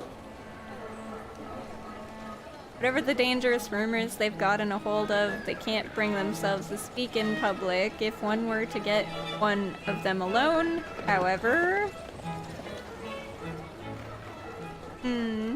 These are the two that I want, though. I'm gonna go with this one. You find yourself in the middle of a conversation with a particularly energetic guest. She flits easily between social circles and has a disarming laugh that seems to make people feel comfortable enough to just trust her implicitly. Perhaps you can practice such a laugh later. She's currently in the middle of regaling you with a rumor that she's heard over the course of her various dalliances. It feels likely to be of the shocking sort, but relevant to the bourgeoisie. Just as she's about to reach the story's climax, a man suddenly enters your conversation. Good afternoon, mesdames. Allow me to interrupt you for a moment to propose a toast. To my sugar importing company. We're having a very successful year, you see. Ah, you'll both be so excited to hear what we have planned for the next season, he says, not even waiting for either of you to respond. If this boar keeps talking, you'll never get to hear the end of her story. Well, here's hoping. I'm glad to see you in such high spirits. If that's true, you'll love to hear my friend's story. Ah yes, where was I? Your storytelling companion says, trying to remember where she'd left off. Well, if you say so, I don't see the harm in it, the intruder mumbles. Now I remember, she says, and resumes the telling of her story. Nice. With her story told and its relevant details memorized, you stay and listen to the encroaching entrepreneur's various boasts about his company's success. He is every bit as unbearable as you initially suspected. Sometimes it's awful to be right. Thankfully, you manage to find a way to tactfully excuse yourself and get as far away from him as possible. Oh, she's here. Madame Gazelle is considering the position of the bourgeoisie and how it relates to the crown and the revolution. This feels like a prime opportunity to exert some influence upon her decisions. Someone is absolutely bursting at the seams with a desire to discuss something concerning the host, but only with those who know the host well. You might not, but when has such a triviality ever stopped you? Chambermaid thing. Okay, we're definitely picking this one. Due to flow of the party and the vagaries of guests wandering to and fro, you find yourself having a conversation alone with Madame Gazelle. What irritates me so is that for all their complaints about the aristocracy, there are more than enough powerful members of the bourgeoisie who clearly just want to become the new nobility. They play at revolutionary talk and preach about fairness, but they're not really opposed to the order of the ancient regime, merely who's running it. As if titles bought with money were more virtuous than ones bought with blood. She sighs and takes a sip of her water. Now, I must admit that most aristocrats I've spoken to are tiresome bores that get some kind of carnal thrill from reminding you of their privileged station. I've met some wonderful counterexamples, but it feels like a case of exceptions that prove the rule. Regardless, I am not even certain who I should be making entreaties to. All of Paris is picking sides, and it would be nice to reach out to someone we already have a good relationship with.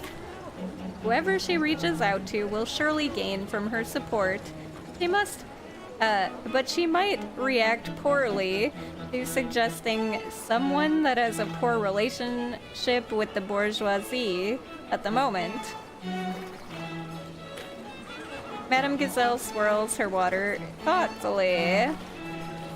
If you want friends, it seems like the crown already favors you. Isn't the bourgeoisie already sympathetic to the revolution? That might work. Huh. The revolution, you say? Uh-huh. Yes, you're absolutely right. The revolution and the bourgeoisie do seem to be getting along quite well at the moment, despite some of my more irritating peers' best efforts. Given the direction everything is heading, I should start positioning myself sooner rather than later. Some of my peers being insufferable isn't a reason to make a poor political decision. The bourgeoisie has moved toward the revolution a little. You chat with Honorée a touch longer until she excuses herself to begin one of the very meetings she mentioned. And so another piece moves on the grand chessboard of Paris. The only question is anyone moving you around on the board? Oh, they're talking together? That's not good. Madame Gazelle is speaking to some woman named Johanna. Something about seeing those two together is putting you on edge.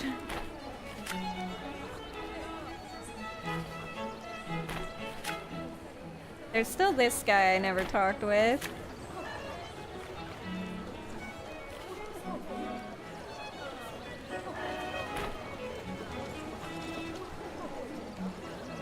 Can't sleep, you also lived in Paris? Really? I didn't know that. That's cool. I've never been.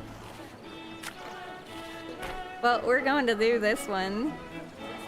You see Madame Gazelle at the party and decide to approach her, but you notice that she is not alone. There's another woman with her. Madame Gazelle perks up when she sees you approaching. Bonne soirée, Yvette. Have you met Johanna Desjardins? Not yet. but I'm glad to now. You must know the most interesting people, Madame Gazelle. What have you two been discussing? To be honest, I've never heard of her.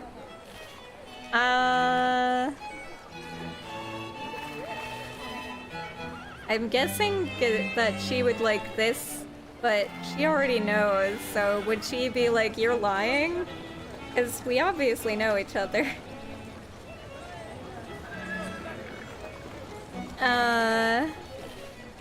What have you two been discussing?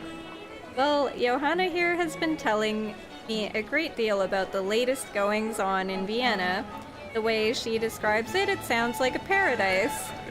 I just visited there as part of some family business there last year, Johanna explains. In only a few weeks, I had the impression that it was a better environment, especially for business like the ones being represented here. Johanna seems thankful for you getting the conversation back on track. So, as I was saying before, continues Johanna as she flags down a servant and requests 3 glasses of wine.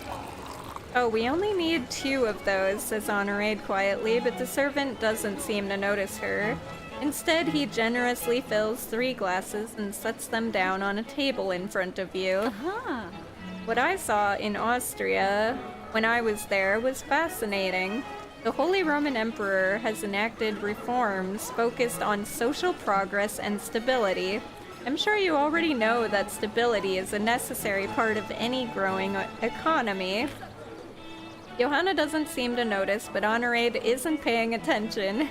She's just staring at the wine in front of her, clutching tightly to the glass of water in her hand. What's wrong? Do you not like this particular vintage? No, it's just that Madame Gazelle replies distantly, swallowing hard. I know, let's have a toast. Johanna takes a glass and holds it aloft. How about to cooperation and prosperity? You see Madame Gazelle, and she's reaching for a glass, but her hand is shaking. Let's hold off on that toast. I'd rather hear more specifics on what you saw in Vienna. What? Of course, we can avoid the pleasantries if you'd just like to focus on the fine details. Honorade looks visibly relieved and moves her wine glass to a faraway table when Johanna isn't looking. Johanna proceeds to recite an absolutely dizzying list of the exciting and inspiring news coming out of Vienna. It's easy to get caught up in her enthusiasm, and by the end of it, you're practically ready to swear fealty to the Holy Roman Emperor yourself. Abruptly, she pulls a pocket watch from her bodice and clucks her tongue. I'm sorry, ladies, but you must excuse me. I have an appointment that I must keep. With that, Johanna departs for a different section of the party. After a long pause, Madame Gazelle says, "Thank you, Yvette. I really appreciate your help." Thank you, Madame Gazelle. Don't think about it. It was nothing. What happened there? Are you alright?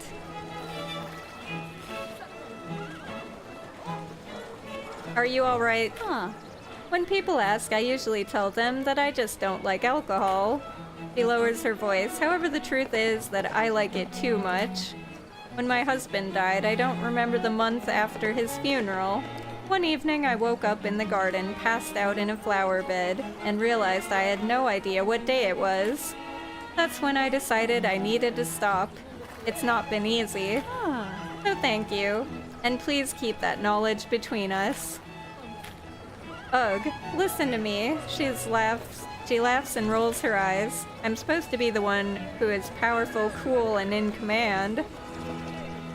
I'll forgive you this time. You can be all those things and still be human. I'm sure you'll move past it eventually. You can still be human. Thank you. I think I needed to hear that. You and Madame Gazelle chat together for a little while longer before parting ways. While the worst has been avoided, she still looks exhausted by the thought of what could have been. You look around the party, checking to see if there's anything else you can do before the end of the evening.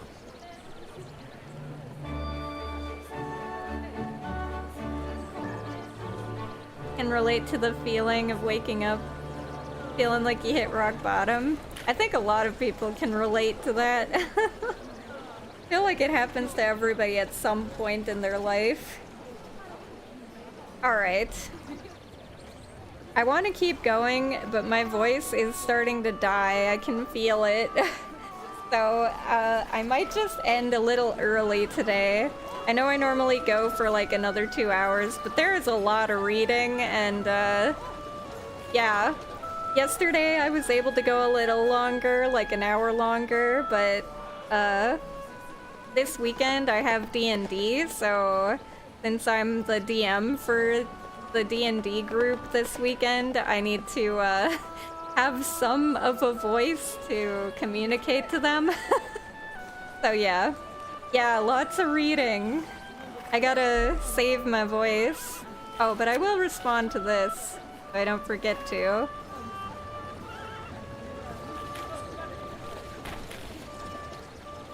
Voices are overrated. Well, they do definitely help when you're DMing, for sure.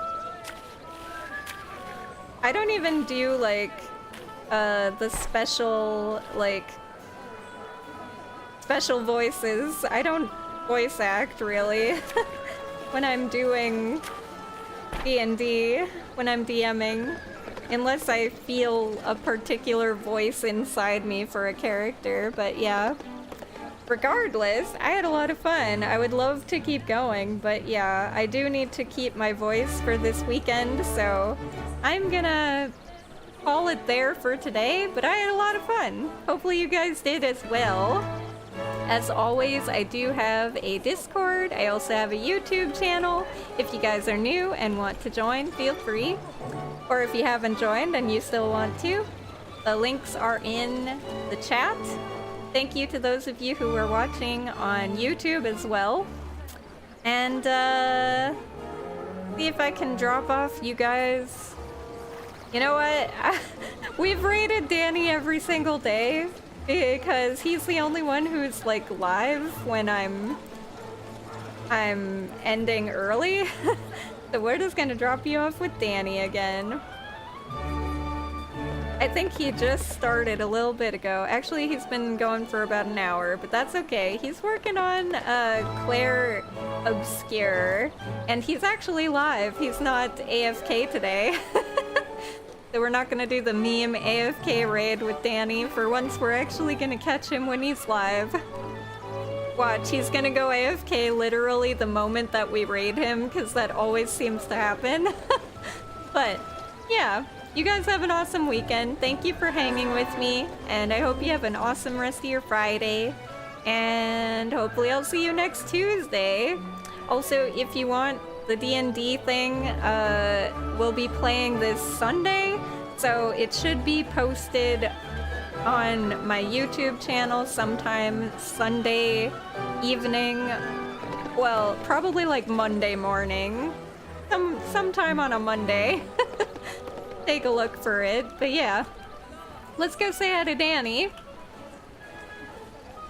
And I will catch you guys all next time.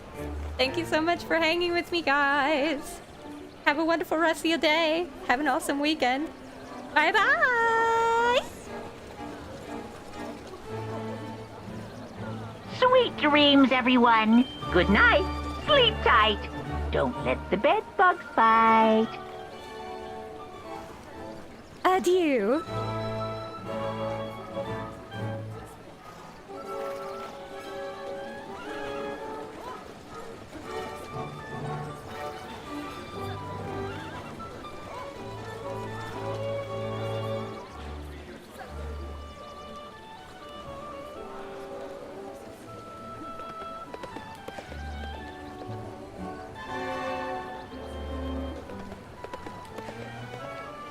Go home, Joe. All the way. Good boy. Goodbye, Joe.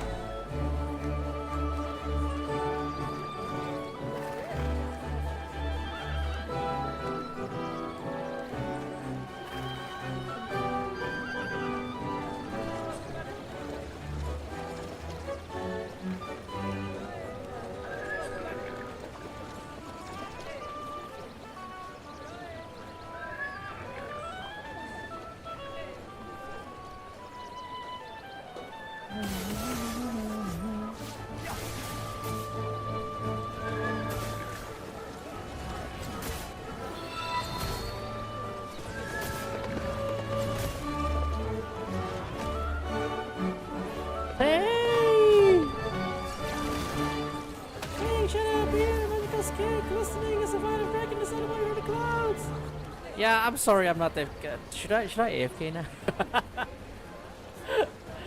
Thank you for the raid, Tay. How was your stream?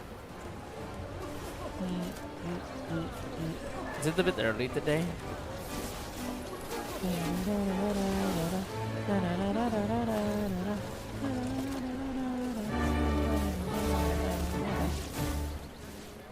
Did a lot of reading on understandable. Extreme physical